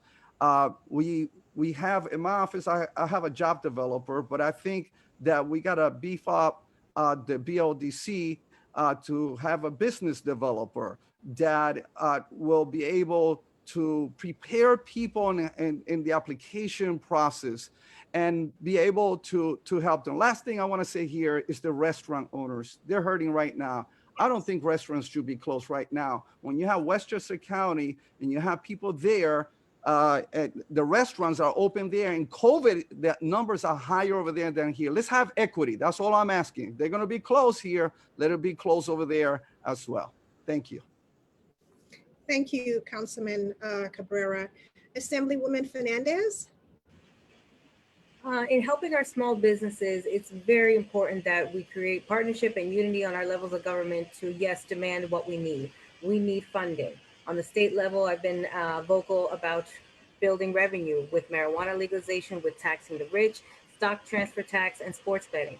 These are solutions to bring money to the state so we can give grants, not loans, to our small businesses. I propose creating a small business task force with BOEDC, yes, to bring direct assistance door to door to our business owners in helping them get the paperwork done, filling in the gaps that were when they couldn't get the PPPs for their businesses, but also looking into how we can help the businesses that are that small that they don't have employees. It's just the one owner that's running the business. Though they were excluded from a lot of the loans and grants that were available. So we really need to address that issue and make sure everybody is getting resources and aid in getting their businesses back and running that can provide jobs to the communities, and also making sure that they are supported. When we're out of this and we can have our restaurants open again and have business thriving again, we need to have extra efforts to promote these businesses and let maybe those outside of the Bronx know how great they are. Thank you, Assemblywoman Fernandez. Councilwoman Gibson? Thank you, Mona. So I agree, our small businesses are the fabrics of our communities, and we have not done right by them, particularly those in the Bronx. They have not had access to capital, technical assistance, support to apply for grants and loans. Very little of the PPP money went to Bronx businesses. So I really want to commend the Chamber of Commerce and all of the bids and merchants associations in the Bronx that have done tremendous work around trainings and really providing a lot of support as best as they could. Working with, small business services, we have to provide more support. A lot of our small businesses do not have the staff to write these grant applications. They just don't have the ability to apply and have a real competitive option for a lot of these grant opportunities. We have a small business initiative in the city council where we fund a number of organizations. I also want to recognize worker cooperatives, which I'm very supportive of, how we can build economic wealth and economic power in communities of color. I also want to say that we have to do more to support legacy businesses that have been closing. We have to do more to provide support and safeguards for commercial tenants who have been subjected to harassment by their property owners. Just as we protect residential tenants, we have to do more for commercial tenants. I would absolutely strengthen our BOEDC and BIC and make sure that we have more partnerships with many of our businesses on the ground, because not everyone is involved in their merchants association or their bids. We have many, many organizations that are just not connected. As I mentioned, access to capital, MWBE, we have to do more to support entrepreneurial opportunities and make sure that we continue to focus on diversity. Many of our communities have been struggling. The businesses cannot meet payroll, and with all of the executive orders and state and city mandates, it's really hard to survive. A lot of our small businesses don't have the technical assistance in terms of options like credit card payments and things of that nature. So we have to provide the support on the ground. And as Borough President, we will do that and expand on a lot of the programs that we have to make sure that it reaches everyone, no matter what part of the Bronx you are in, and no matter what type of staff you have. We have to give them the support that they need and meet them where they are. Thank you, Councilwoman Gibson. Mr. Ravelo? Well, on this issue, I think everybody in this panel agrees. Small businesses are the engine of our economy. My father was a bodega owner, and I am proud to let everybody know that I've been endorsed by the United States bodega owners. Yes, we need to provide grants. We need to give them access. A lot of them didn't have any information on how to get grants and the loans, and we need to carve out. And I know Councilman Salamanca was talking about the next budget, in the city budget. There has to be a carve out to keep businesses operating. I was talking to a bodega owner, and one of his main concerns was that his lease expires next year. The landlord can ask for any amount of money to get him kicked out. And that's a concern to all of us, because he employs 9 people, but if we get 1,000, imagine if we get 1,000 bodegas that now go out of business on top of the ones that are going out of business right now, we're going to have a real problem. So there has to be a way to keep businesses. I'm working with my team to and I'll be glad to work with anybody in this panel to introduce legislation to keep businesses operating. And the BODC, like Councilman Cabrera said, as a key part to this equation. Thank you, Mr. Ravelo. Councilman Salamanca? Thank you. Yeah, I gotta agree. Everyone in this panel must agree. We need to figure out how to protect small businesses. We've seen what's happened with COVID, not only with healthcare and the economy, but small businesses, people, individuals, family members, businesses that have been passed down by generations to generations that have continued to stay in our communities, who have employed locally, have had to shut their doors, have had to close their gates because, the first wave, the governor just shut everything down in terms of only allowing essential businesses to open. And that had a triple effect. I have 2 bids in my district. I have Southern Boulevard and the 3rd Avenue bid. And when you walk through Southern Boulevard, you can see some of the stores just could not survive from what happened with COVID. What I will do as the next Bronx Borough President, I will ensure that I host regular meetings with small business leaders to discuss the needs across the borough. I will work with small businesses to ensure that our businesses, especially the MWBEs, have access to future PPEs, and doing that in conjunction with our congressional delegation. And of course, something that I think is key is the creation of jobs. And I will create an online portal on the Bronx Borough President's website to list not just corporate jobs, but also give an opportunity for small businesses to advertise if they're hiring in their local shops. Thank you. Thank you, Councilman Salamanca. And last but not least, Senator Sepúlveda. Yeah, before I answer, I just want to clarify something. On the Sheridan Expressway, $1.8 billion, it was me and former Assemblymember Marcus Crespo who sat directly in the governor's chair, the governor's office, to negotiate that number. I don't know what involvement he had. I'm sure he had, but I was also a big part of getting the $1.8 billion for that project. Now, look, when we're talking about supporting small businesses, clearly with the 2% of the loans that went to Bronx businesses, we need to do a better job supporting MWBE firms within this borough. You know, the vast majority weren't able to tap into the PPP pool of loans, and that is a shame. Major components to prevent more COVID closures are comprehensive abatement programs to forestall evictions. If we don't keep them in there, if they're evicted, we're going to have a major problem. We also have to build capacity. Capacity is critical as we look to rebuild. So people have to have small businesses, especially our immigrant community, which are the backbone of small businesses. They have to have access to working capital via grants, not just loans, but also grants. They have to have access to legal services. They have to have access to accounting services. Many of them don't know about these things. So if these businesses are not afforded the tools to take advantage of these opportunities that we as public servants are looking to establish, then what's the point? Thank you, Senator. And I will pass on the next topic to Wahira. Thank you so much. So we are going to go into housing. So the question is, the Borough President's office has a significant role in the approval of affordable housing units. What does affordable mean to you, and how do you plan to protect the Bronx's current stock of affordable housing? Additionally, as the coronavirus pandemic subsides, there is an expected eviction crisis. What are your policy ideas to ensure that people are not displaced? And we are going to start with Senator Sepúlveda. Well, look, just on the issue of evictions in general, again, I was one of the 7 senators that the Senate leader put in charge of creating the new housing eviction moratoriums and foreclosure moratoriums. We created the legislation that's going to pass to protect people in these in businesses and people to protect from being evicted. Look, housing, when we're talking about responsible housing development, we have to make sure that we enable and require more localized AMI requirements. You know, what's affordable in the Bronx is not necessarily affordable in Queens.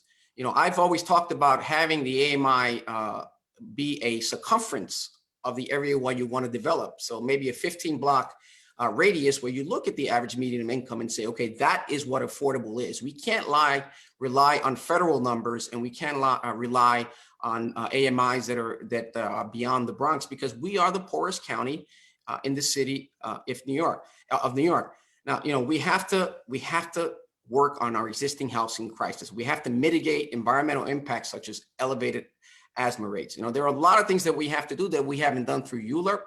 We haven't done through zoning laws. You know, we have allowed real estate developers to run roughshod over some of these requirements. So, you know, we as legislators, some of us here have had that responsibility, but we have not done a good job of securing these kinds of metrics so that we have real affordable housing in this county. Oh, and on the evictions, I'm sorry. Again, with the moratorium, you know, we passed in the Senate, one of the first things that we did was pass a moratorium that's going to protect our tenants and our businesses. Now, if a business is about to be evicted and they can establish that they are suffering from economic crisis, we're going to give them a level of protection. We have to keep them in their businesses now, because if they leave us, how are we going to be able to keep our economic development as a force in this county? We have to be able to keep people in homes, because if not, we're going to have another crisis. We're going to have another health crisis, and people should not be out in the streets when people are potentially dying because of this virus. Thank you. Councilmember Salamanca.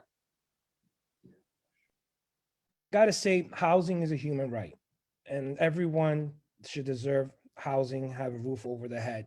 Last night, 63,000 individuals slept in a homeless shelter bed. And a lot has to do with, many of them have had bad luck. Some of them, you know, have been displaced. Some of them have been evicted, and we need to do better. And yes, there is development that is happening across the board. And sitting down as a chair of the land use, I saw how certain communities were dictating how they were going to build in their communities, and they were pushing aside homeless families from having access to these units. And that is why I was able to pass what's called a 15% homeless set aside, requiring every developer, even if they're getting $1 from the city of New York, that they would have to set aside 15% of their units for homeless families. You know, a senator spoke about the AMIs. He's right. The AMI structure for the city of New York is totally inappropriate. But unfortunately, that's not something we control here in the city. That's something that the federal government controls. And that's something that I'm speaking to my newly elected Congressman Richie Torres, since he sits in the finance committee that has oversight over HUD, to see how they can restructure the AMI structure so that it could be more adequate here for New Yorkers. And again, just to give you some data here, I strongly believe in development, but I believe in responsible development. That is why I killed the Southern Boulevard rezoning, because 90% of those lots were privately owned, and I did not trust private developers that they were going to do the right thing, and that's where the fear of displacement was going to come. Thank you. Thank you, Mr. Ravelo. Hi. I mean, Senator Sepúlveda is right about the AMIs, you know, and so is Councilman Salamanca. You know, that's not something that we can control, but, you know, that's something that obviously we're going to work. But what we can control is obviously, you know, my solution, and I'm hoping that the legislature takes this idea, is once we determine that we're past our COVID pandemic, you know, we get a date like they did in the military. Military gets a date when they officially declare the war, that a war has ended. I say we get a date once we declare, and we extend it a year or 18 months, that no evictions. You know, there's gonna be a shared sacrifice. I've said this since the beginning. You know, landlords have to sacrifice, developers have to sacrifice. Maybe that 15% set aside, Councilman Salamanca, maybe needs to go up to 25%, you know, perhaps on new developments, because people are going to be hurting. People are going to be getting displaced. So one of the things that I would call for is, let's get a date, let's get a moratorium, a year, 12 to 18 months after that date, where evictions on only certain, you know, because we don't want anybody abusing, and that would be two of the things that I would create a eviction task force in the Bronx Borough Office if elected, to combat any forced eviction from any of our people. Thank you. Thank you, Councilmember Gibson. Thank you so much. I truly believe access to affordable housing is a fundamental right. And I was very proud back in 2017 to join Mark Levine in passing the Universal Right to Counsel, which was landmark legislation that provides free legal assistance for residents facing eviction in housing court. And since that time, we've seen reductions of evictions by 40%. 10% are less cases filed in housing court pre-pandemic, and the city has spent well over $100 million on eviction prevention and legal assistance and legal service providers. We want to expand that to make sure that all eligible households access that, because when you equalize and level the playing field and balance the scales of justice in housing court, you give tenants a fair chance. They can stay in their homes and they do not end up in the shelter system. There are programs like Landlord Ambassador Program that helps many of our small landlords of color with helping them. I am a big supporter of CLTs, community land trusts, because we have to take ownership of some of this city-owned land so that we can build on that for housing that we need. The set-asides that Ralph talked about are excellent, but we have to do more. We have to provide support for domestic violence survivors, for youth aging out of foster care, LGBT youth, as well as seniors and veterans who we do not do enough for. We also have to look at supporting measures that does not allow landlords to discriminate against tenants because of their source of income. During this pandemic, I believe, and join with Steve Levin, he has a bill in the council. We have to look at programs like City FEPS and raise the eligibility so that families are able to live in their homes because they've lost income and cannot meet rent. And the final thing I'll say is home ownership opportunities are incredibly important. So I think where we can, we need to find all opportunities so that we can build homes so that our people, our Bronx residents, can own their own home. It's one of the greatest things we could ever achieve. And we want to make sure that there is a pathway to home ownership for so many of our families in our community. Thank you so much. Assemblymember Fernandez. Housing absolutely is a human right. I too have been proud to help keep families in their home, especially now in this pandemic, but also before in 2019 when we passed the housing package in the state legislature. So it is a vitally important needed thing. In terms of affordable housing, what is affordable? That's the question that's been asked here. And yes, the AMI needs to be changed. And I do have faith in our congressional members to keep that fight going and actually get the change here so Bronxites can afford to live and thrive in their communities. Pathway to home ownership is important. Pathway to business ownership is important. This is how we create generational wealth in our community and protect it from investors with different interests or gentrifiers, if you want to say. Building affordable housing is absolutely a priority of mine. It is something needed, but I agree it should be responsible and we should assess neighborhoods that these proposals go to. Do they have enough schools to sustain the families that are now going to be moving in? Can our hospital systems nearby sustain the amount of people that are now going to be in here? Are we in food deserts? These are also conversations we need to have when we think about bringing in affordable housing, that families have homes and neighborhoods that can provide for them at an immediate radius. Thank you. And Councilmember Cabrera. Thank you so much. I had the opportunity to author and pass the Tenant Bill of Rights in the City Council. And I want to thank my colleagues who joined on that bill. Many of our constituents often don't know their rights. So I'm glad that we were able to get that to the finish line. My district is one of the 7 districts that has not experienced gentrification, according to the Furman Center and NYU. And it was because of an intentional plan. I want to thank my colleague Gibson, Councilmember Gibson. We worked together in the Jerome rezoning, the largest ever in the history of the Bronx.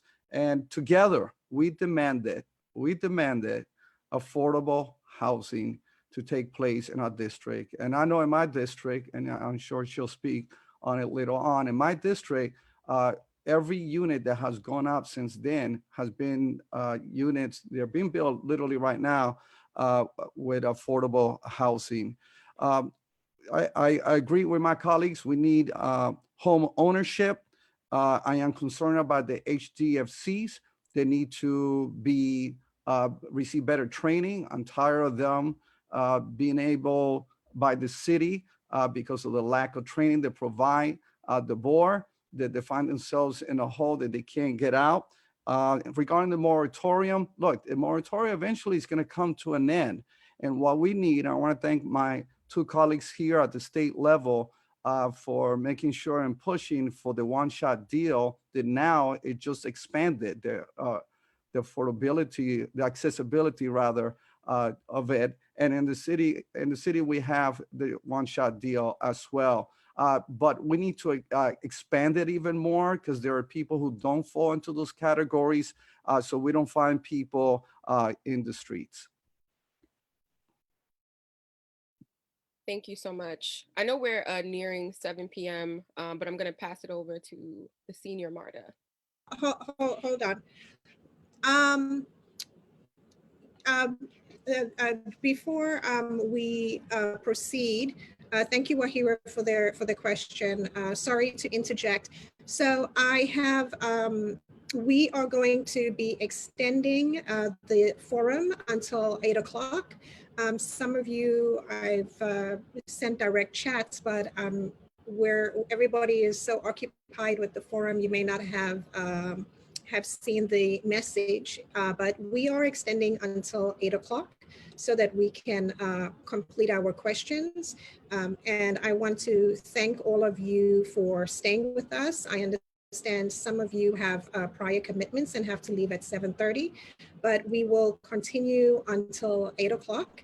And you know, at 7:30, at 7:25, we will, those who have to leave, we'll allow you to do your 1-minute candidate closing statements. Okay, so let's continue with Mohammed.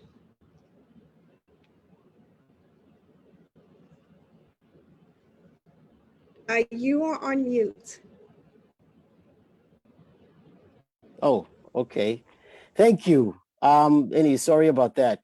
Anyway, once again, thank you very much for agreeing to stay on, because I was a little bit concerned about the time, because we're just about halfway to our questions. And so thank you very much for staying until 8 p.m. So the next question is on NYCHA, which is, you know, a segue into the earlier question. So the question is, how do you plan on helping NYCHA residents, especially with, you know, broken elevators, dilapidated apartments, lead in the apartments, the stairways, you know, not being kept the way they're supposed to. I understand a lady actually died falling down the steps a couple of days ago in one of our NYCHA projects. So how do you plan on helping NYCHA fix those structural issues? And the last question, what is your position on the rental assistance demonstration program? What is your position on that? And we would start with Reverend Cabrera. Thank you so much, Mohammed. I'm not sure, I believe you were talking about Eleanor Dow's. I believe she's still in critical situation. I was there for that press conference, and it's horrible what has happened. NYCHA is the worst landlord in the city of New York. In terms of my commitment toward capital, I have done it. I have brought capital in the millions to my 3 NYCHA complex, and been able to put safety cameras at the request of the residents, fix the playgrounds. We were able also to add refrigerators and ovens. And we need NYCHA to break through the red tape, because right after that, they said no other council member can do that. That's ridiculous. The residents know what they need the most. And that's why, as the next borough president, if the Bronx were to choose me to be the next borough president, I will start a public housing roundtable, because nobody knows NYCHA problems like NYCHA resident. We also got to discuss the Blueprint 2.0, because at the end of the day, that's going to determine the future of NYCHA. And I'm working with Donnie Barbara and LittleAf here in the Bronx and citywide to making sure that our people do not get pushed out. And that's the fear that many of our residents are in NYCHA are very, very super concerned about. And also, I'm going to make sure that we have public housing representation in community boards, to making sure that they're fully represented and that they have a voice regarding what's taking place. And I believe I run out of time. Thank you so much. All right, thank you. Assemblymember Fernandez. Thank you. It's important to know that 1 out of every 15 Bronx residents resides in a NYCHA development. So this is a critical conversation that we need to keep having until the problems are solved. It's no secret that NYCHAs are crumbling. Elevators are constantly broken. There's always no hot water. They're constantly dirty. And they've developed in some areas little vessels of some bad activity. So I really feel that this too is going to be an effort on all levels of government, mainly our federal partners, to get the funding that we need. We need to upgrade, retrofit these buildings to make sure that they're up to the times of right now and how buildings should be functioning in a way too that is environmentally friendly, with the transfer of oil to gas boiler systems. But the attention must stay constant. I am a believer that the squeaky wheel gets the oil. So if I have to keep squeaking to my council members and to the mayor and to the governor and to our federal representatives, I will continue to do so to make sure that our NYCHA developments are getting the repairs at a right time, which is immediate, because the repairs need to be immediate, but that we continue the conversation to not let them fall to this rate that they are again, or that they are right now. Thank you. So what's your position on the rental assistance demonstration program, which is a program that is being discussed about pretty much like privatizing NYCHA? What's your position on that? I'm still trying to get feedback on it. I've heard many mixed reviews, and part of a concern that I do have with it, 3 seconds. Part of a concern I do have is that we're going to put a lot of responsibility on the tenants to maintain their apartments with repairs and needs. And I just don't know if tenants and families can afford to do that. So I certainly want to explore it more, but it is something that I have some concerns with. Okay, thank you very much. Councilmember Gibson. Thank you. NYCHA is the largest landlord in New York City and yet the biggest slumlord in New York City. Every year, NYCHA makes the public advocates list of the 10 worst landlords in New York City, and I think that's for a reason. The city council and elected officials have invested millions of dollars into NYCHA. In my own district, $10 million into my NYCHA developments for everything from elevator replacement to the playground, the basketball court, the sprinkler system, the exterior LED lights, the public safety cameras. We've done it because if we didn't do it, NYCHA would not do it.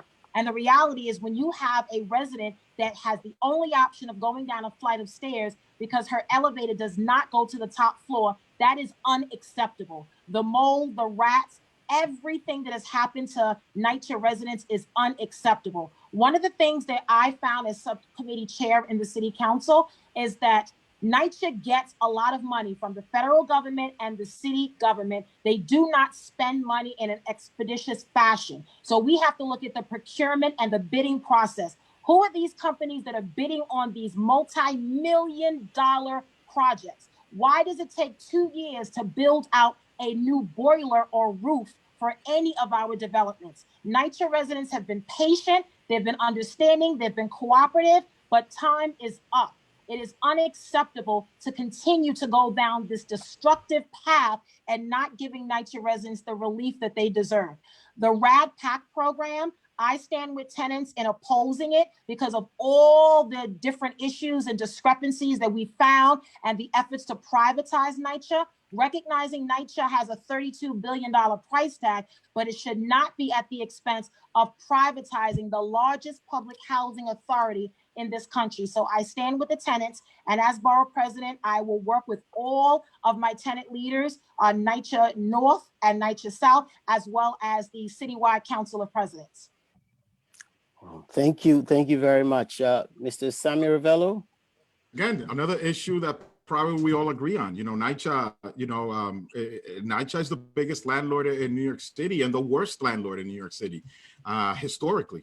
I mean, you see mold, they have problems with heat, elevators, lead, you name it. And that goes into our health as well, our health issues. So, I mean, we need to find a way to hold NYCHA accountable at a local level. I understand they're a federal institution and it's very hard. So can't really place the blame on anybody here.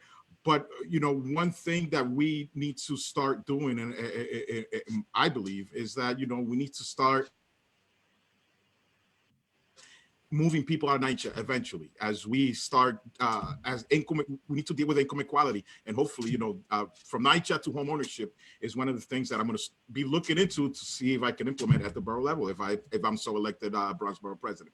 As far as the RAD, I'm still trying to learn a little bit about what the program is. I haven't gotten the crust of it. I'm gonna believe Vanessa when she says that she's spoken to a lot of the residents. I am talking to many of them. They don't like it. They fear that they're slowly being privatized. I know NYCHA put out a fact sheet denying that, so I'm still looking into it, but I'll take Vanessa's word that, I know she's dealt with this longer than me. Okay. Oh, thank you very much. Councilmember Salamanca. Thank you. I couldn't say it any better. I think Vanessa was looking at my notes. NYCHA is the big slumlord in the city of New York. They are. Every year they get on the worst landlords list. And actually this year, when I saw public advocate Jamani Williams' list, I gave him a call and I said, why isn't NYCHA number 1 on your list? Why are they they need to be number 1 on your list. Let me give you some numbers here. I have the 3rd largest NYCHA portfolio in the city of New York. I have an $800 million capital need in my district alone, right? The city of New York, to fix all the issues in NYCHA, we're talking about $40 billion. And I think those numbers are a little low. I think they're much higher right now. There's a great need. And there is the bureaucracy when we allocate funding to get things done is intense. 4 years ago, I allocated $3 million to Melrose houses so that they can install surveillance cameras and safety doors. That money is still sitting there. The work still has not gotten done. It's unbelievable. And so, you know, we really need to work with our congressional delegation to help us understand why is there so much bureaucracy on getting things done. But I'll tell you what I will do as the Bronx Borough President. I will use my voice. I will use the I will use my platform to demand greater accountability with NYCHA. I will demand that the Bronx Borough President be given an appointment on the NYCHA's Board of Directors, which they do not have. I will create a NYCHA liaison within my constituent services solely just to deal with NYCHA developments. And I will commit, as I do as a council member, but in a borough-wide, I will go once a year. I will ensure that I visit every NYCHA development. It's a shame that in order to get things done, I have constituents with sinks on the floor and not on the wall for over 6 months because NYCHA has failed them. And it's a shame that it takes an elected official to visit someone's apartment so that they can get mold fixed and they can get their toilet fixed, their tub fixed, and their sinks fixed. And that's my commitment to the NYCHA developments. I will be your voice. I will visit. I will work on getting things done. Thank you. Thank you. And what's your position on the RAD program? So the RAD program, you know, look, as a former district manager of community board, I lean on the community to tell me how they feel on certain issues. When I first got elected, they had just completed a RAD program in one of my NYCHA developments. I visited with NYCHA and they did good work. But throughout my other districts, my other parts of the districts, they have concerns about the privatization of NYCHA. They're concerned that they'll lose their rights that they have under NYCHA tenants. So I think it goes on a case-by-case basis. If NYCHA proposes a RAD program on a specific development, what I will do is that I will meet with that development, see what the pros and cons are, and I will lean on my constituents in that development to see if this is something that they would like to move forward with. All right, thank you. Last but not least, Senator Sepúlveda. You know, the NYCHA's dysfunctional management has forced it into this public-private partnerships that are problematic for the people that live in NYCHA and for the quality of life. Now, let's remember what public housing was. This was created primarily during World War II to house people that were working in the war engine. And they built public housings for whites and for African Americans. And when whites left them, then the African American community took up the spaces. And at that point, they started disinvesting from housing, from NYCHA. And that's why you have a $40 billion problem right now that we have to make sure that we resolve. Now, look, the borough president needs to leverage the office to engage and pressure our federal reps and advocates for meaningful reform. Without our federal reps pushing for that, we're not going to get anything. Now, I would push for a Biden infrastructure bill so that we can source federal funding to rebuild existing NYCHA housing stock. With the Dems now controlling both houses, you know, such a wish is eminently feasible. It's very doable now, and would be a top priority of mine as your next borough president. Regarding RAD, I am hesitant to support RAD, reflexively support RAD, the RAD program across the board. You know, the rental assistance program needs to be rendered easier for applicants to both understand and to access it. Given the economic fallout that we've had that's attributed to the pandemic, the Office of the BP needs to be extremely vigilant in ensuring that people that live in the Bronx are already marginalized are not displaced. And that's one of my biggest concerns, that RAD can lead to displacement. The Office of the Borough President also needs to conduct oversight of how private interests are handling our residents. Make sure that we have stopgap measures that will not lead to displacement. Oh, well, thank you very much. So we would now go into the next round of questioning, and I invite Wahira Mada. We're going to go into economic development. So the question is, can you describe your ideas for economic development in the Bronx? How will you ensure Africans will be included in these efforts? And secondly, the Bronx has one of the lowest MWBE certified in the city. What would you do as BP to increase MWBE opportunities in the Bronx? We are going to start with Senator Sepúlveda. Sure, thank you. You know, the BOEDC should be utilized as a conduit for economic development. I think that that office is underused and we can do a much better job. I think historically we haven't done sufficient with that, with the BOEDC, and it should be an economic engine to reinforce development within our borough. Now, I don't believe that the office of the BP has leveraged its full potential. It certainly has not. It should function as a platform for MWB support and development. It should function to source capital for job training and development. It should function to coordinate public and private partnerships. There's a need to be more transparent in our efforts to demonstrate how it's benefiting Bronxites. I've yet to see a report on how that's happening. We have to also be more clear on our outreach to the African community.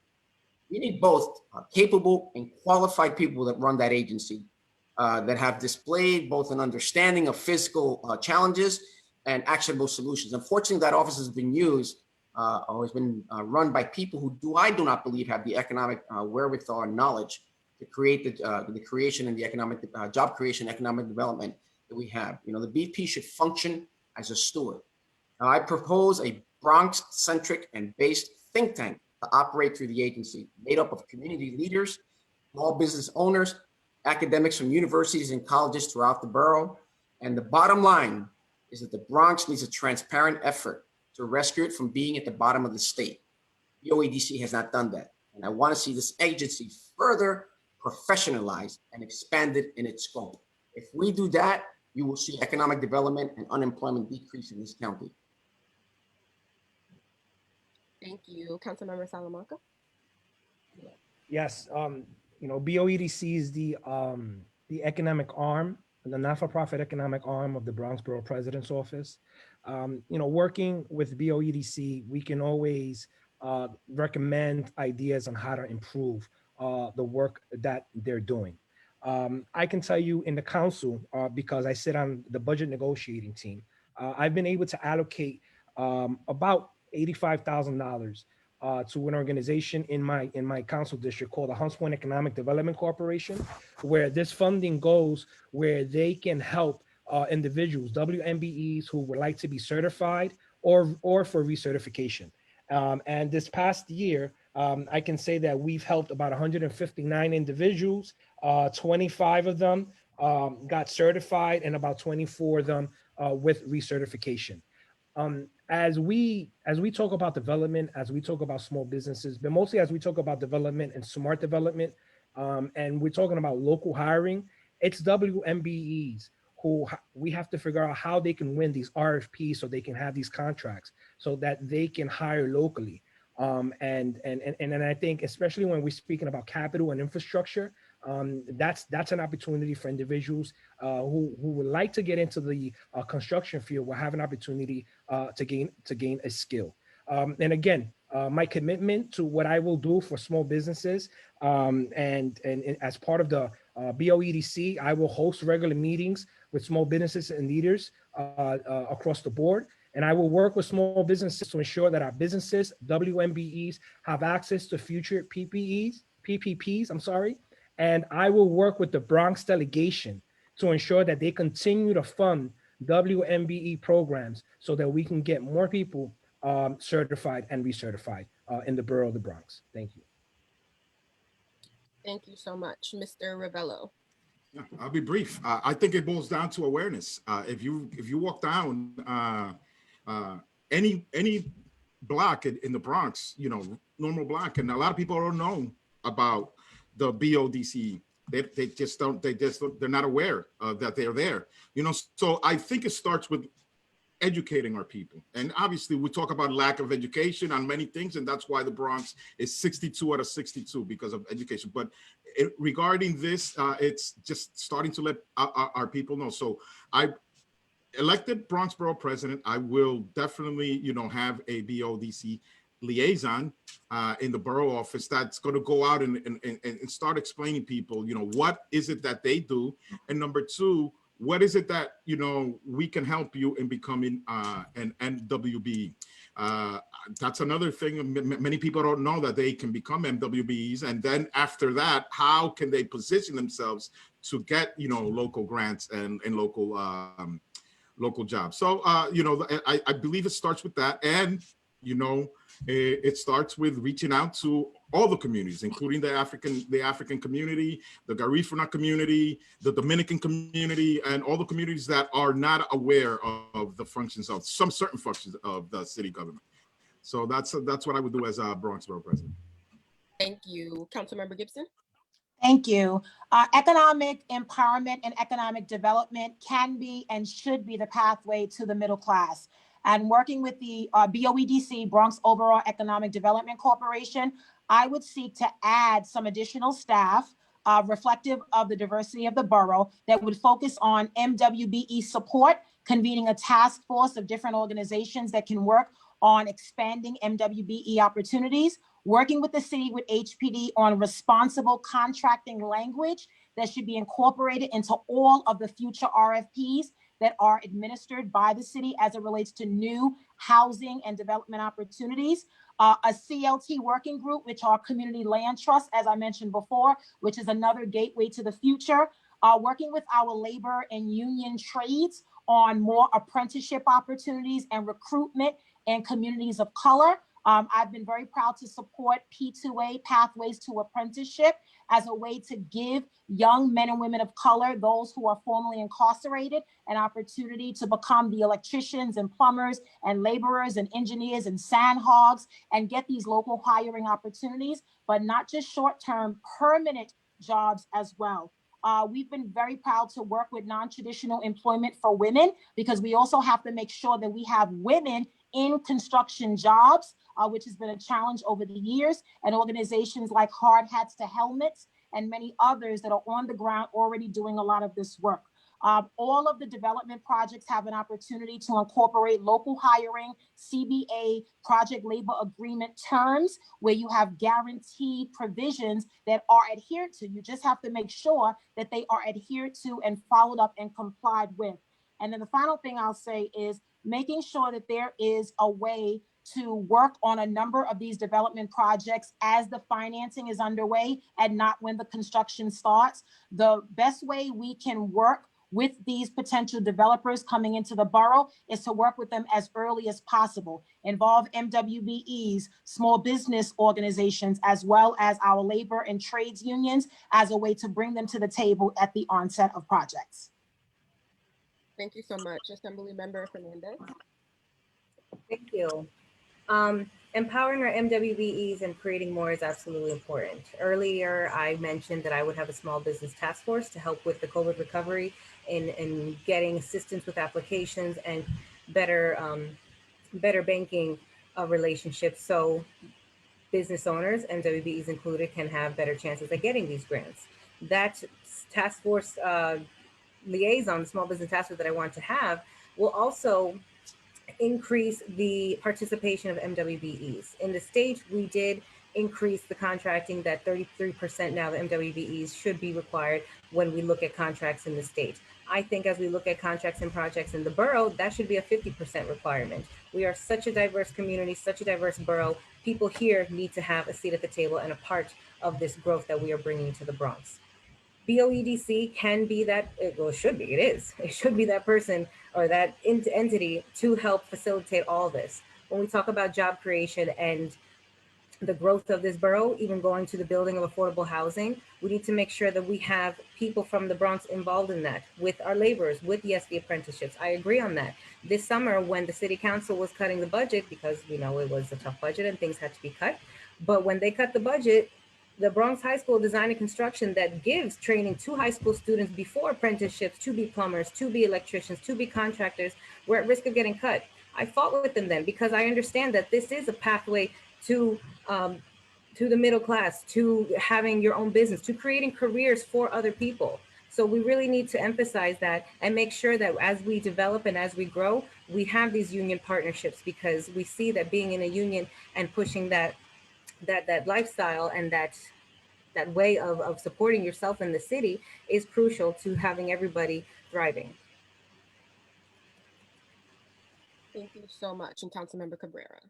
Thank you so much. I know I began to speak about the BODC before, and I just want to accentuate the fact that that BODC needs to focus on our people, our constituents who want to start businesses. You know, one thing that I enjoy about my trips to Africa, because part of the question was related to Africans here, is the rich culture of entrepreneurship. And we have to support that. The vision is there. It's not because there's a lack of vision. It's just, we have to be able to create a pathway that is clear and is empowering at the same time, and is able to help them to fill sometimes these very difficult applications. Look, also during this COVID-19, I wanted to draw the resources right here in the Bronx. That's why I contacted the mayor's office, and I asked them to use the Kingsbridge Armory to be able to be used for our for deliveries, knowing full well that our local taxi drivers and livery drivers had an opportunity, because they were hurting as well, to have those businesses, to have their self-employed business of being able to drive, to be able to get some kind of funding, if I could call it that, and monies to come their way. Also, I fought for the restaurants, because the restaurants were being shut down. So what I did, I contacted the administration. I said, listen, why is it that one company is getting all the deals regarding food distribution? This should be disseminated among those who are hurting the most, rather than centralize it in one place. And the Latino Restaurant Bar Association and other businesses, restaurant, were able to get that as well. Run out of time again. Thank you so much. Thank you. I am going to pass it over to Mona.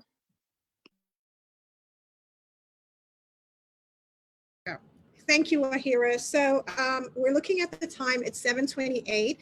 Some of our candidates have responded back to me to let me know that they do have a prior commitment at 7:30. So, and other candidates are staying on with us until 8 o'clock. So that being said, I'm going to allow the candidates who are leaving right now to do their 1-minute closing statement. And then we'll continue with the rest of the topics. Everyone, please stay on, stay tuned, because we're going to talk education. We're going to talk discretionary funding. We're going to talk about helping our seniors. This is not over yet.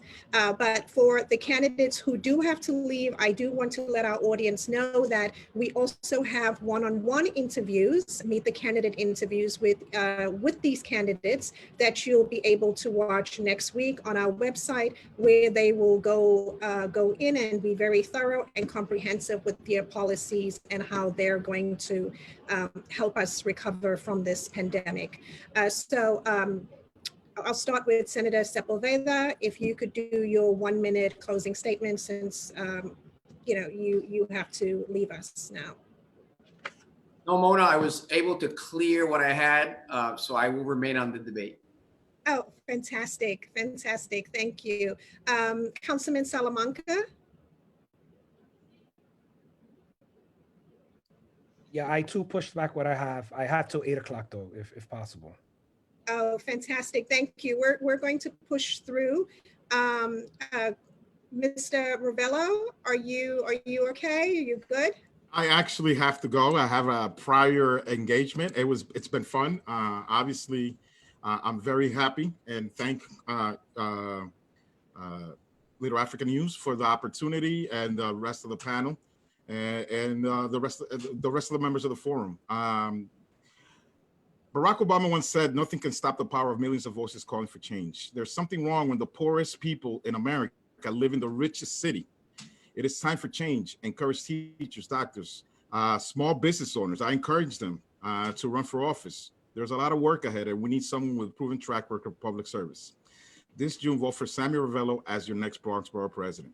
Algo malo hay cuando la gente más pobre vive en la ciudad más rica, y es tiempo de cambiar.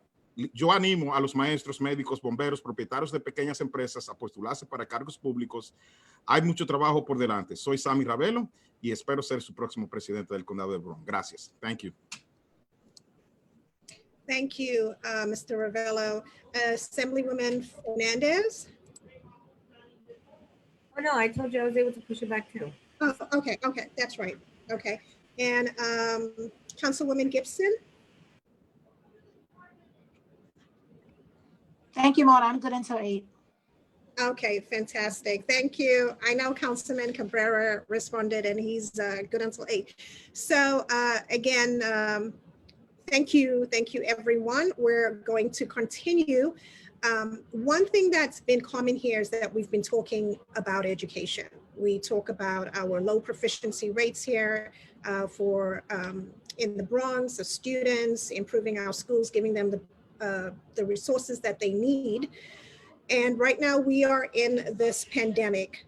So my question, beginning with Councilman Cabrera regarding education is this. And actually, this question is from one of our attendees, Susie Wong Benjamin, who is the parent of a student with special needs. Remote learning has been difficult for many families during the pandemic, especially families with children that require special education. What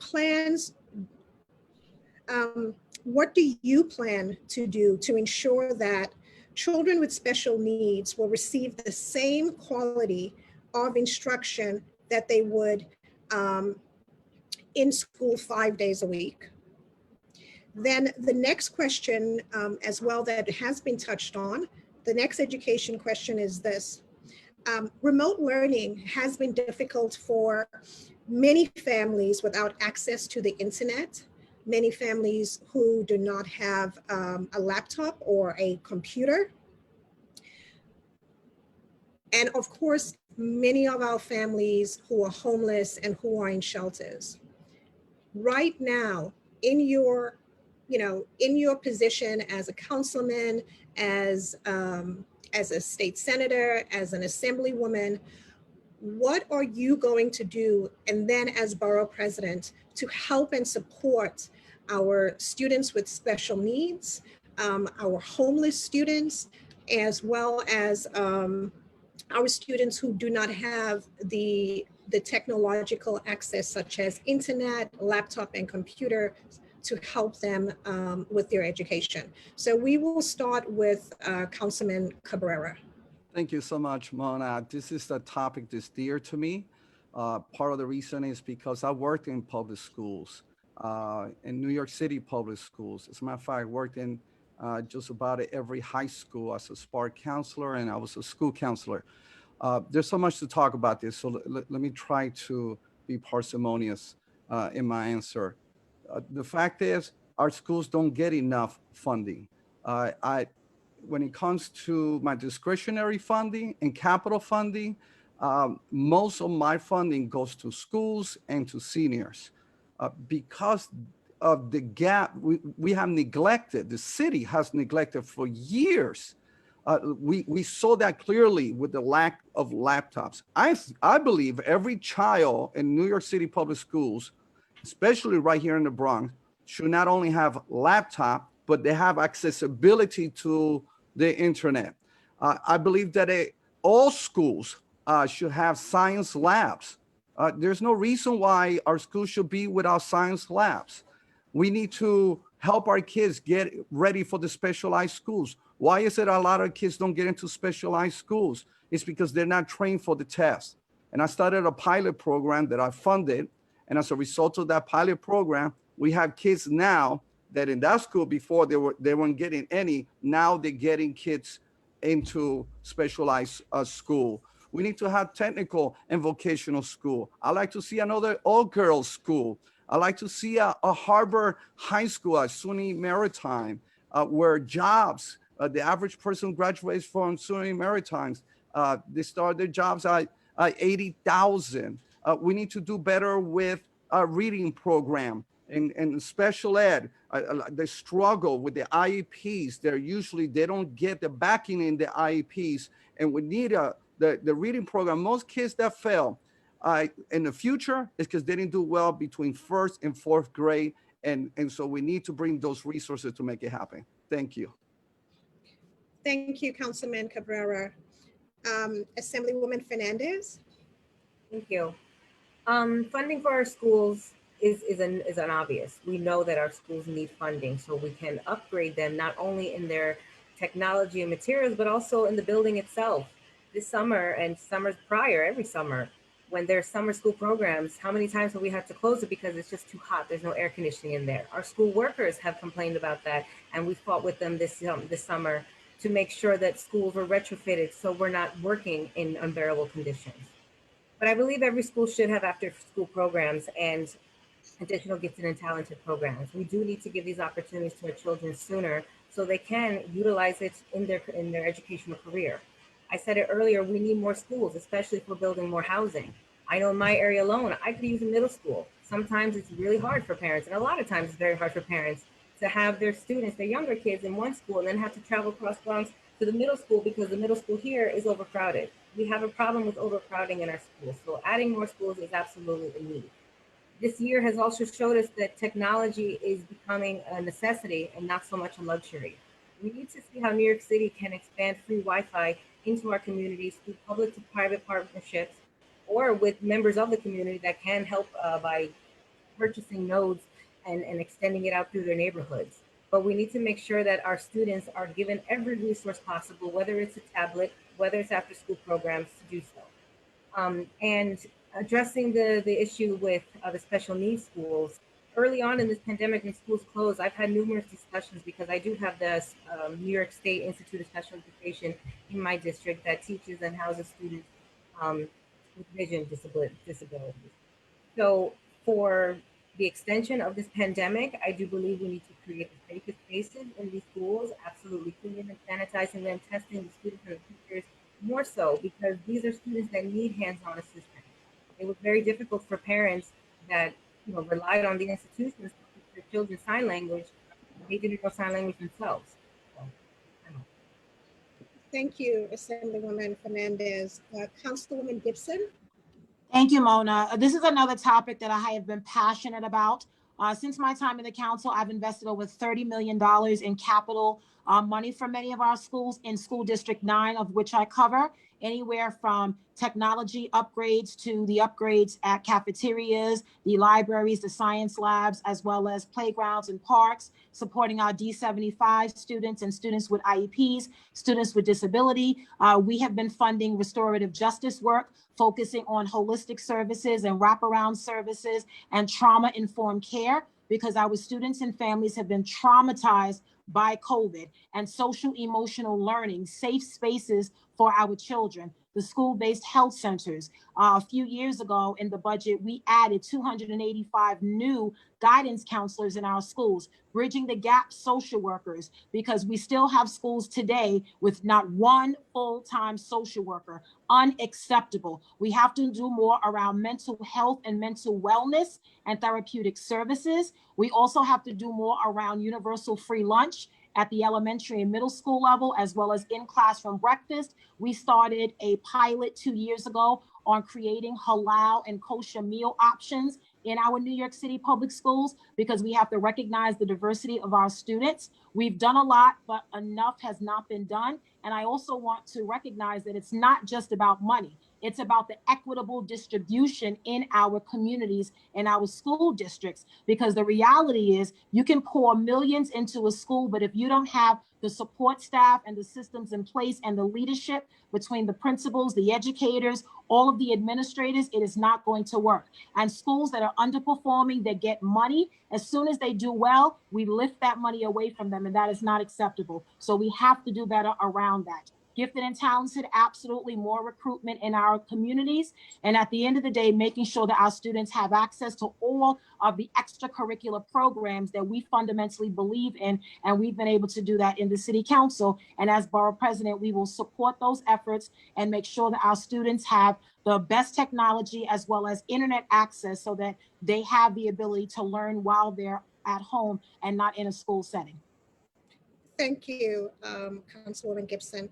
Councilman Salamanca. Yes, sorry.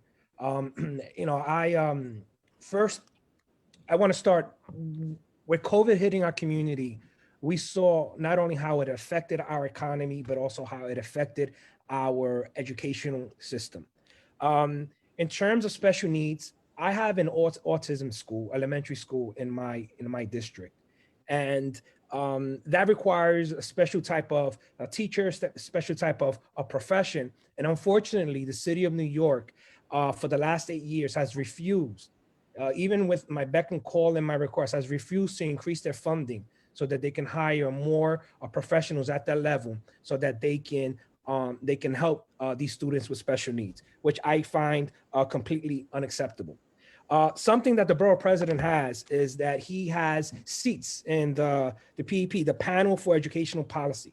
I'm going to open up the hood on that. I'm going to see who's my appointees, who's representing my office in these panels. At times, you really have to dig in. Changes may need to be made because fresh new ideas needs to be brought in, because we're living in a different world now in terms of remote learning. And then finally, when COVID hit, we saw the reality. The city of New York was not prepared for remote learning. Now, mind you, COVID hit in March. I can understand that from March through June, they had a tough time getting everything together. But September came. They had months to prepare. And to tell you, thousands and thousands of students who specifically from communities of color that did not have the technology needed, did not have the infrastructure, the Wi-Fi needed so that they can learn, it's unacceptable.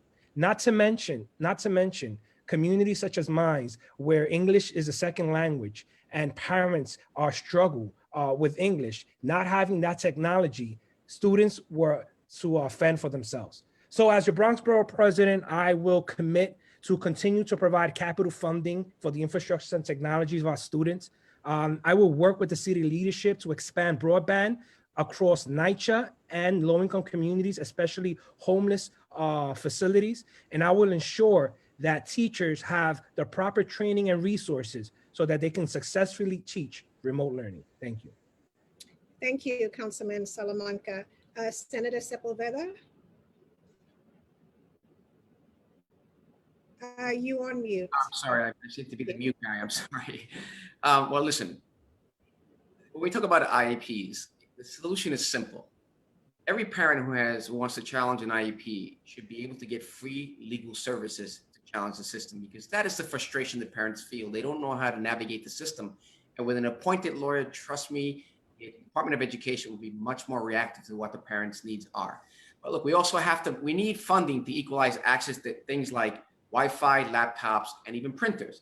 But as a BP, I would aggressively advocate for increased funding for efficient allocation and transparent allocation, because that's part of the problem. And we also have to have definable metrics to hold our institutions more accountable concerning our students' outcome. With respect to help with support students with special needs, homeless, and no internet, look, we have a model. It's called the Community School Model. And it's led by groups like City Year, and telecom companies like T-Mobile are already making significant investments in expanding internet access and providing crucial support to students facing many of these issues. But they need help and cooperation from public officials like ours, especially the borough president, so they can maximize their results. Now, I'll make sure to identify, champion, and expand these public-private partnership models that have been extremely successful in expanding internet access and raising graduation rates in the Bronx.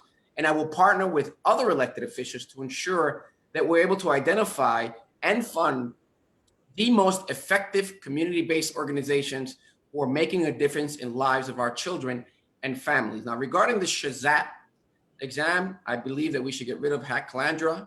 Our kids are denied access to these special schools, these special high-grade schools. And they should have other requirements of a child's performance throughout his, from 8th grade to 12th grade. That's a greater indicator of how successful a student will be in a school like Bronx Science. So let's get rid of the Shazat exam, and let's create a more equitable way for kids that come from our communities of color to get into these specialized high schools. Thank you, Senator Sepúlveda. We're going to continue on. Just for our candidates, we have a slight change to the order of the topics. So we're going to skip 10 because it's been mostly addressed earlier. And we will continue with topic number 11, which is seniors. Mohammed? Yes, thank you again, Mona. So the question is, many of our seniors are struggling to pay for, healthcare services, prescriptions, you name it, co-pays, etc., etc. So what initiative do you currently plan to implement to help support our seniors? And we are going to start with Cabrera. Thank you so much. I want to start with the second part of the question. What can we do to help our seniors? Look, right now, the population of seniors have increased by 20% in the last 10 years. It's just booming in the Bronx. And the Bronx has the most diverse senior population in all of New York State. And so this is a population that keeps growing. And so we got to address these issues. I have provided capital funding to our senior centers, to have gyms, to have discretionary funding for different programs that they need. We need more fully accessible new housing units in the Bronx, and we need to fund that through the Borough President's office.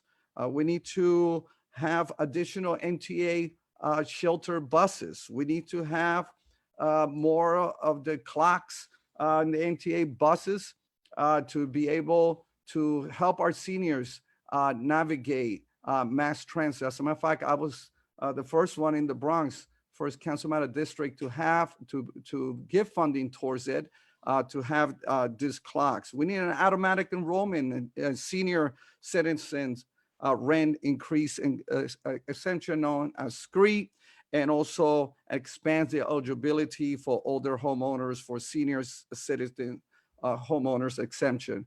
And of course, we need to advocate. And I want to be realistic here. There's so much that a borough president could do from the office that is in the hands of the state, that is in the hands of the federal government.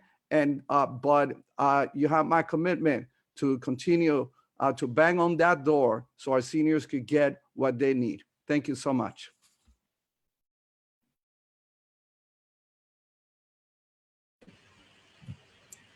For our seniors, one of the most important things that I think we need is more senior housing, assisted living. That's been one of the greatest requests that I've gotten as an assembly member.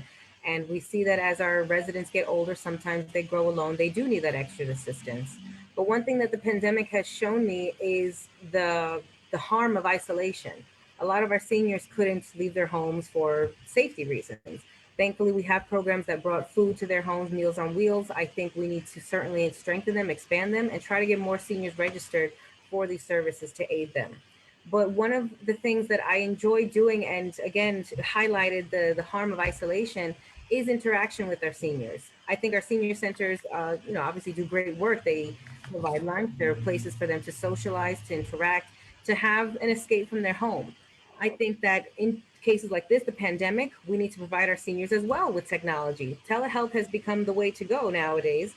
And I think it should stay in the future for the sake of, for safety and just immediate assistance if a senior should need it. So providing seniors with that technology is important, but also building partnerships with our community, because one thing that I saw the Department of the Aging did early on was a little campaign, sign up to call the seniors, check on them, see how they're doing.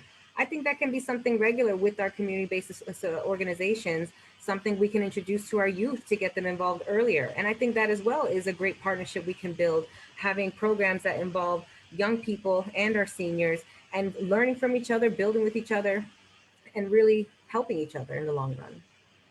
Thank you. All right. Did I finish? Okay. No, I have more time. But I agree on that. Immediate registration for screen. Okay, thank you very much. Councilmember Gibson? Thank you so much, Mohammed. I agree. I think it's important to focus on intergenerational programs. We have the first ever grandparents raising their grandchildren in our community in the Bronx. And I think that's a great model that needs to be expanded on, where you provide real permanent affordable housing, but you also allow grandchildren to live with their grandparents. Senior centers obviously closed at the moment, but provided a lot of support, a lot of telehealth and continuity of services. We all visited our senior centers, which we loved, and we've been grateful in the council with a number of senior initiatives that we have around senior centers and senior programs, arts, crafts, healthcare, mental health. We've been able to provide trips for many of our seniors to go places. Mass transit is important, and the ADA compliance is equally as important, making sure that these elevator projects that have been announced by the MTA are actually expedited so that we can have elevators at all of our subway stations so that our older residents can get around. Healthcare and the disparities that many of our older residents are facing every day is a reality. We have to deal with that on the ground. Why are so many of our seniors impacted by diabetes and heart disease and so many other ailments that are totally preventable? I think when you look at a lot of the food pantry, soup kitchen lines, many of the clients on those lines were seniors, and that speaks volumes to the need to address food insecurity. So the Get Food NYC program, where you can get food delivered door to door, is important, but we have to do more than that. Home visits to the best that we can safely, we have to do that as well, and making sure that we can focus on SCREE and DREE and getting many of our clients to apply and recertify every year, and making sure that we can embark on a partnership with CUNY, with some of our CUNY schools and many of our nursing students and social worker students, so that there could be a partnership where they could work in many of our senior standalone buildings, particularly NYCHA, where we can provide some door-to-door services for many of our seniors that often are isolated and confined to their homes. So as Borough President, I will expand on the Senior Services Unit and make sure that we have a multitude of services that are available for our clients and their families as well. Okay, thank you very much, Councilmember. Councilmember Salamanca. Yeah, thank you. Our senior population are our most vulnerable population. And it's upon us as elected officials to really have out-of-the-box thinking and create programs that will benefit them and help them with their life expectancy. First, they need housing. Many seniors are ready to downgrade to other units, but they also need units that's appropriate for them.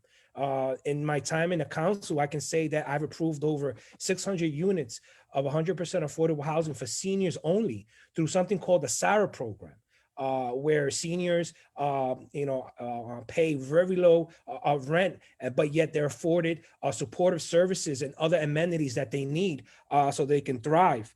During this pandemic, I took advantage of the resources that I have in the Hunts Point produce markets, and we held twice a week food distributions throughout the borough and especially throughout my district.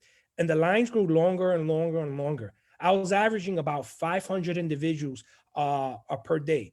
And I can say that 80% of the individuals that were waiting online were seniors. And I know many of my colleagues also have food distributions, and they saw these long lines as they were growing and growing and growing. It's unfortunate that because of COVID, senior centers have had to close. This was an opportunity for seniors to, number one, get lunch, number two, see a social worker, and also associate themselves with other seniors. Now with COVID, life has changed. And as your next borough president, I will be working with the administration. I will use some of my capital dollars to allocate technology so that seniors can communicate with other seniors and they can communicate with other family members.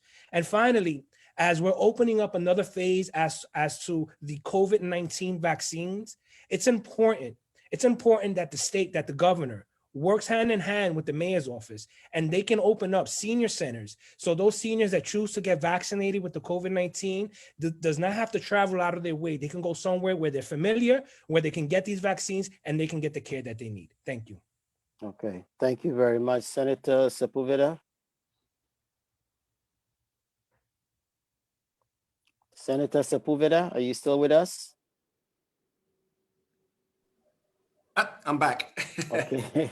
You guys are going to take me to the shed for not working on a mute button better. My apologies. So no, certainly. Look, the Bronx has approximately 145,000 seniors. And the pandemic has made it clear, abundantly clear, that they are one of our most vulnerable populations, including Black and brown teenagers in our county. And they have many needs. Look, we have to do everything we can at the state level. We've done everything we can. We have to do a better job at the state level to provide more funding to help them pay for medical costs. I mean, a lot of seniors are deciding whether to take insulin or whether to eat. And through the budget, this budget that's coming up now, I'm going to push like hell to make sure that we get funding for that. And as Borough President, working directly with the governor's office and the mayor's office, I will make sure that we get as much capacity in terms of funding for our seniors as possible. You have to be an advocate. You have to fight like hell for our seniors. You also have to work on increasing senior housing. There's just not enough senior housing in our county to house so many vulnerable people that need assistance. We also have to increase capacity and support our assisted living facilities. We're not doing a good job of that. We're doing a terrible job of that. And it requires funding, and we have to prove that we as a society value our seniors and make sure that we get the monies that are needed for that. We have to improve the quality of all the infrastructures where our seniors live. That includes our, including our senior centers, so that we can get them engaged. We have to increase telemedicine, and we also have to increase one issue that we don't talk very much about, and that's the issue of mental health. I've walked throughout our county vigorously talking to our seniors who look and tell me about the state of depression that they feel. Depression is something that we don't talk much about, the stigma in our communities. I myself was impacted by depression. When I was 11 years old, my mother was a depressed person, and ultimately she committed suicide because she didn't get the treatment. She didn't get the services that I think had she gotten back then, she would still be alive today. And so you have to recognize all these inequalities, inefficiencies for our seniors to make sure that we are laser focused on providing the services of people, many of whom open up doors for all of us, many of us whose shoulders we stand on. So as a BP, I would function as an advocate for seniors in all capacities to ensure that they, in their remaining years, have the best quality of life that they deserve. Okay, thank you very much. I think that concludes this round of questioning, and we'll go to Ahira. Just one moment before we start, just a quick update for the candidates. The last topic now that we're going to discuss will be the final one, and that is diversity.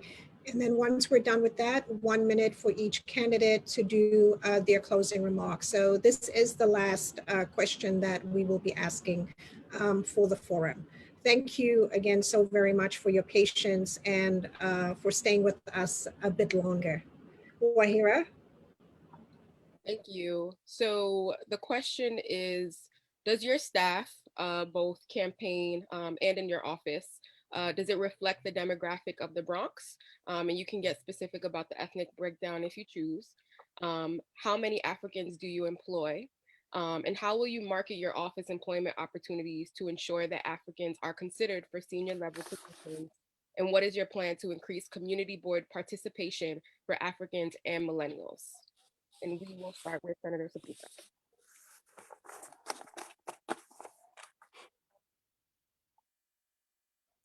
Senator Sepúlveda, he must be on mute again. My computer, I just realized. Diversity is certainly the cornerstone of our great borough. Diversity is something that is extremely important to me. The leader of the Senate, again, created a subcommittee on judicial diversity because one of the issues that I've been tackling is how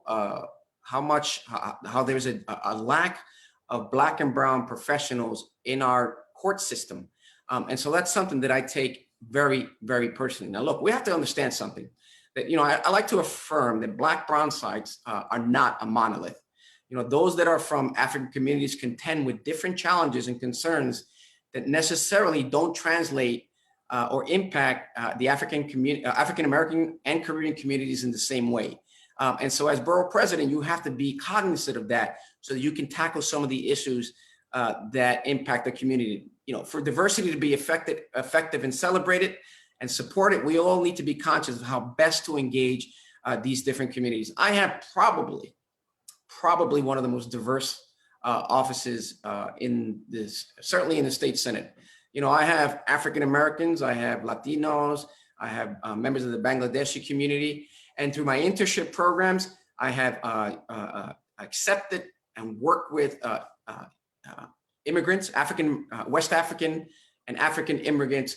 Many of them have served through my internship program, which I try to use as a pipeline for these young men and women to get a taste of what government work is and ultimately become themselves legislative directors, chief of staffs, community affairs and constituent services. And we've seen that. I've had throughout my 9 years as an elected official, I have had people from the African community working in my local offices. And I welcome that. Look, my district coincides a lot with the community that Vanessa Gibson represents. So we have a large African community that we represent. So I go to the mosques, I go to the community, and I put out there that we have internship programs available. And so I look forward to having so many of the students from that community work with us, and ultimately we can put them in a position so they can work in legislative offices and run for offices themselves. We shouldn't just limit it to that. They should run for office because they have a strong voice and a large voice here in the Bronx. Thank you so much, Councilmember Salamanca. Thank you for that question. My council district, the 17th council district, has what I consider the biggest Garifuna community I would say in the borough of the Bronx. And because of that, immediately when I got elected, one of my first hires was a Garifuna from the Hunts Point community called Maritza, and she's been with me since the very beginning. And just recently, I hired another employee, and she is Garifuna. My chief of staff is Colombian, Italian, and Puerto Rican. He has quite a mix there. And my deputy chief of staff is an African American, and my senior and one of my advisors is an African American. And I have a 16-year-old paid intern who is Puerto Rican, and my director of legislation is European. And so I think I have quite a mix in my district office. And should my budget allow in the city council where we can hire more staff and bring more diversity, because my district is extremely diverse, I would definitely go out and hire from different cultures for my council district. And as a borough president, something that I will do when I speak about opening up the hood is important. I'm going to sit down with HR. I'm going to open up the hood. I'm going to look at the ethnicity that I have throughout the entire borough president's office. And where there are vacancies, we will hire appropriately so that they can be a representation of what the borough of the Bronx actually is at the borough president's office. Thank you. Thank you so much. Councilmember Gibson. Thank you so much. I just like my colleagues, am very proud of the diversity of our staff, because your staff should always be reflective of the community you represent. As mentioned earlier, I've been proud to make appointments to the local community board of applicants that are African and Latino and African American. We lowered the age to join the community board to 16. So we've been grateful to see a few applications come in from teenagers, but we have to do more on outreach so that we can expand at the high school level and the college level to get more representation on the local community board. I have 6 staffers, 3 men, 3 women. I'm very proud to have 2 that are members of the LGBTQ community. I have 4 bilingual staff that are from Honduras, from the Garifuna community, as well as Guatemala, Puerto Rico. I have 2 staff that are African and Caribbean American. I have put out, and you probably have not heard, but I am actively looking for a staff member from the African community to bring on, because I did have 2 dynamic staffers that were from Ghana that previously served with me, Margaret and Nabila, and they left, and I've not been able to hire anyone since that time. And I really want to make sure that we bring someone from the community to serve our office. And then internship programs, as mentioned, we are working obviously with CUNY, with the SYP program every summer. Any opportunity to bring interns into our office, we want to do that, because an internship is the best way to get your foot in the door, and it can lead to so many opportunities for so many of our young people. And we are also making sure that our campaign team is diverse. We want to hire more people from the Latinx community. We want to make sure that we have Spanish speakers, French speakers. We want to make sure that it's completely diverse, because at the end of the day, you have to make sure that residents of the borough can see themselves in the staff that you employ. That is very important to me, as it is to many of my colleagues. And so we want to make sure that as our campaign expands and we do have employment opportunities, we can work with your organization on outreach, on publication, so that we can make sure that any young person, any applicant comes to us that is interested in joining our campaign team as well as our government team. So we will continue to do that as Borough President to make sure that the community board process is reflected, as well as our government and campaign staff. Thank you so much, Assemblywoman Fernando. Thank you. Well, for my staff, I too have made it reflective of the community that I serve. The 80th and the Northeast Bronx has a very large Albanian community, Arabic and Bengali speaking community, Latino community, and everybody else. So for the language needs that are more prominent, I've certainly hired staff from the community that can help address and speak to the community.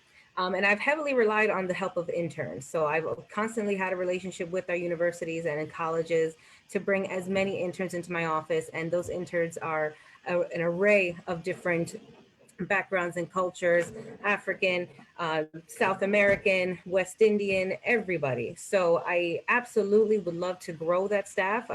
Hint to Carl, please give the Assembly more staff budget. But it's a necessity, especially when you want to serve this community and have true representation and really hear the community. It's important to hire within and to hire that, hire those that can absolutely connect and communicate.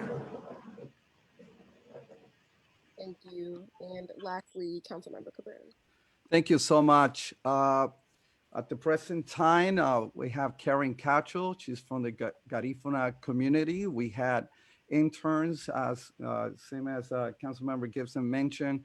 That's really important to me, to open the doors and to give them a platform so they could step up to the next realm of opportunities for our young people. 2 interns that were African descent. Let me just say something else that I think is so important talking about diversity is working where our communities here and from home abroad. I think that's so important. That Honduras right now just had a horrific hurricane. I was able to get in working with Honduran Garifuna organizations, many of them. And we already sent 2 full tractor trailers, 44-footers to our Garifuna community in Honduras, because the need there is devastating, and because of COVID, it has become more complicated. Just today, I made a decision to go, talking to people on the ground and to bring resources myself and to be able to help. And not just there, many countries when Haiti was struck, I was there helping, brought 2,000 IVs to General Hospital. We saw 250,000 people die there. And it doesn't matter what country. I mean, I've done work in Peru, in the jungles and the Amazons of Peru, and many other places. Well, Puerto Rico, as you know, we went through a horrific hurricane there as well. And I think it's very important for us to stay connected with their fathers, with their grandparents from home abroad, and bring those resources. But we will continue, and I'm committed as the next Borough President to have that diverse representation that I have right now in my office. Thank you so much. Thank you. So I'm just going to pass it over to Mona for the closeout. Thank you so much, Wahira. So now we're going to do closing remarks. Each candidate has 1 minute to do their closing remarks and state why we should vote for you this June. We're going to get started with Senator Sepúlveda. All right, I'm good. Listen, I've learned a lot representing the Bronx and Albany for the last 9 years, and I'm so proud of my legislative track record. I've sponsored close to 180 bills in my last couple of years in the Senate. Passing the Green Light Bill and the DREAM Act, changing the lives of thousands of immigrant families in our great state. Together with my Senate colleagues, we made major improvements to our criminal justice system. To talk about Bronx County, let's talk about the Bronx County was the last of the 62 counties that were incorporated in New York State. That doesn't mean that we should continue to be last among these counties when it comes to health outcomes, unemployment rates, and graduation rates. So the Bronx has been mired in a systemic dysfunction for decades. And what is needed is a transformative vision to rescue itself from being a punchline behind all of the two hashtag business that we put out there. What I offer is a vision for a brighter and more prosperous future, one that sustainably and transparently taps into the well-being of our resources, our people, and our infrastructures. And 2020 has taught me anything, is that the Bronx needs effective leadership, the next borough president now more than ever to emerge from this crisis. We need a wave of leadership that prioritizes four things: economic development, healthcare access, positive educational outcomes, housing, which includes increased housing security, expanding of our affordable housing stock, and protecting limited affordable housing that we already have. It would be an honor of my lifetime to serve as your borough president. And I ask all of you, including my colleagues that are running against me, to support me when I win and become the next borough president. Thank you. Thank you, Senator Sepúlveda. Next is Councilman Salamanca. Thank you. First, I would like to thank LittleAfrica BronxNews for hosting this event, my colleagues for the thoughtful discussion today, and for all the New Yorkers who are joining us tonight for this forum. The work that I've done as Community Board District Manager and currently as the council member has prepared me for the job responsibilities of a borough president. My commitment to build affordable housing for Bronxites of all walks of life has paid dividends as the Speaker of the Council entrusted me to serve as the chair of the powerful Committee on Land Use. I take great pride having negotiated more than 7,000 units of 100% affordable housing, including 5,000 of those units, new units of housing, as well as being able to bring more than $100 million in funding to the South Bronx. With that level of funding, I've helped facilitate the construction of new parks, the renovation of our public schools with state-of-the-art classrooms, computer labs, auditoriums that will provide our students with the most resources to thrive and succeed. Furthermore, I funded programs that work to provide job opportunities who are out of work or looking for second chances with employments that lead to sustainable careers paths in diverse fields. Over the last year, I've jumped into action to care for the most vulnerable New Yorkers, organizing over 60 food distributions, distributing thousands and thousands of pounds of fresh food. Understanding the need to shore up the medical facilities, I've allocated over $13 million this year alone to build a new medical facility and overhaul the nurse call button at Lincoln Hospital. And just today, I toured the new vaccination hub that will literally save lives of countless Bronxites. And with your support, I know the Bronx will be able to move past this period we're in and build a better borough for all. Thank you again for allowing me to participate in this forum.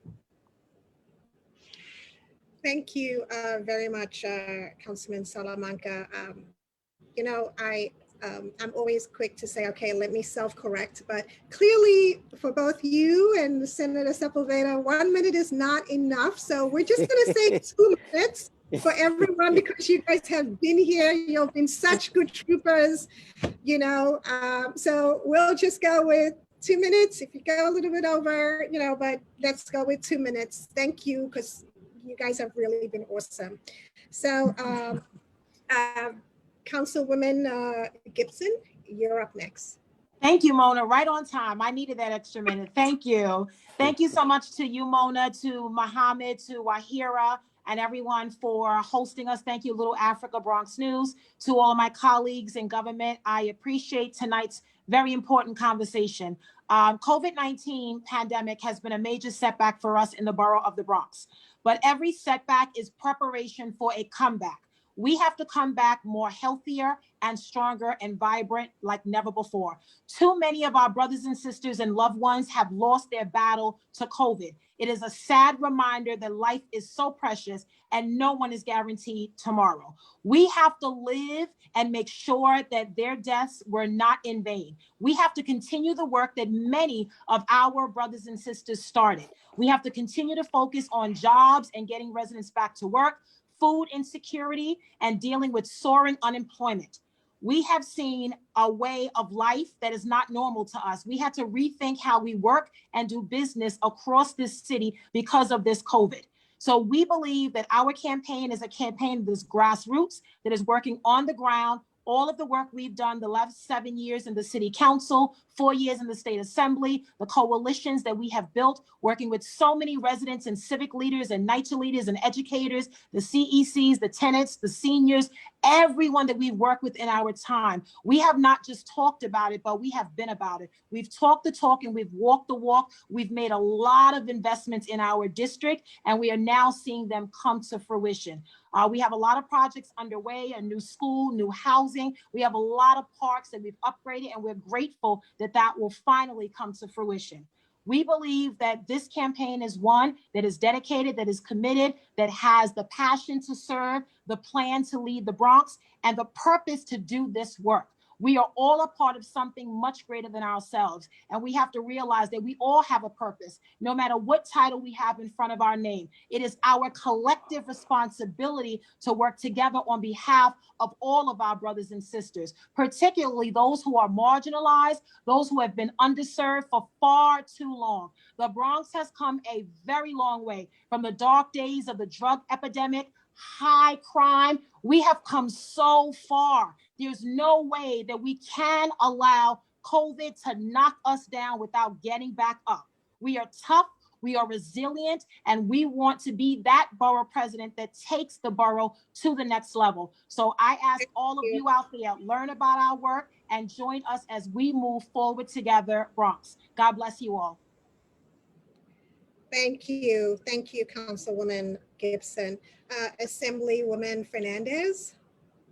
Thank you so much, Mona. Thank you, Mainiona and Mohammed and everyone in Little Africa for hosting this forum, our first forum. I know the first of many, and it was a great conversation. So I really did want to thank you for that.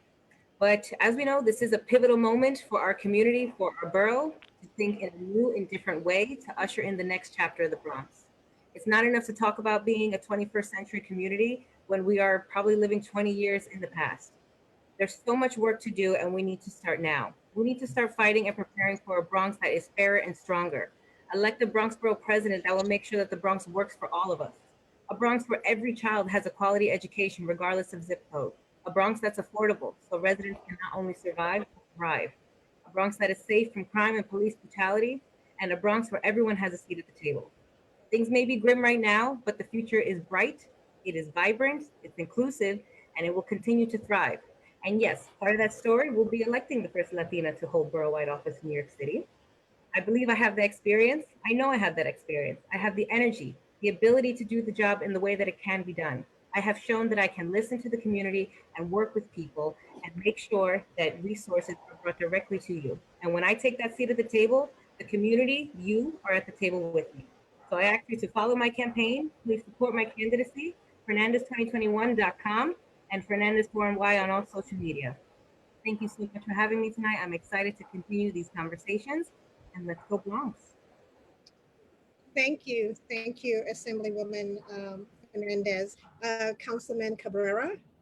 Thank you so much for Little Africa BronxNews. You guys did an amazing job tonight, an amazing job. And I want to thank my colleagues for your insight and knowledge. We have an amazing team of elected officials right here in the Bronx. We really, really do. The best I think we ever had. At the end of the day, what it's going to come down to, it's going to come down to looking at our track record and asking the question, who is best prepared, who has the best track record, and who's going to be able to provide the leadership. Everything rises and falls based on leadership. And I've been serving in leadership capacities for the last 33 years as a pastor, as a director of a counseling graduate program, as director of a rehab program, the longest serving council member right now in the council, a chair of government operation, former co-chair of Black Latino Caucus, the gun violence task force co-chair, been working in our community. But at the end of the day, I want to talk about something that is dear to me. And that is that I want to present to you today that my heart is in it. I'm here to serve. I love the Bronx. I love the people. My tombstone will be right here in the Bronx. I feel like I was born for this. And I think that now is the time more than ever. Whoever you elect will likely be there for the next 8 years. This is going to be a big decision that our constituents are going to make. And I'm ready to step into those shoes and to see a better Bronx, because we deserve better. Our people have struggled. Our people have suffered for so many years. I don't want us to go back to the 70s and the 80s. I don't want to see the opiate epidemic and drug epidemic that we experienced before come back or go to a higher level. Ready to serve you? Run out of time, but I want to tell you, I'm ready to serve you.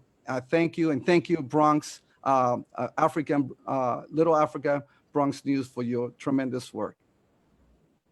Thank you so much, Councilman Cabrera. Again, I want to thank all of the candidates for participating in Little Africa Bronx News's Borough President Forum. For our viewers, next week we will have on our website, Little Africa Bronx News, our Meet the Candidate video interview series, where we already started interviewing candidates in other races as well. You will find the individual Meet the Candidate interviews with the candidates here in the forum. We will post that on our Facebook page as well. I just want to close with saying, and we didn't get to this topic, but for our elected officials and for our viewers, many of you do not know, but this year we have ranked choice voting, which is a completely new way of voting in the specials and the primary election in June.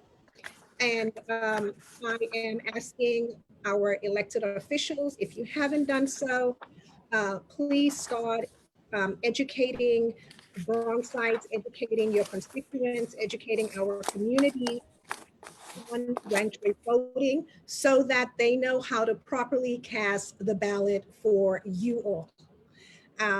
That being said, again, thank you so very much. I want to thank my co-host, Mohammed Mada. I want to thank Wahira Mada.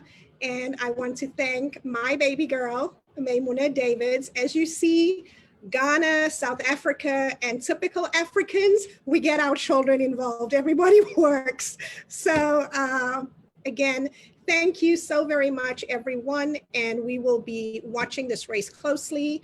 And for everyone, check out Little Africa Bronx News. Next week, you will see the individual interviews posted with each of these candidates. Thank you, everyone, and God bless. Thank you.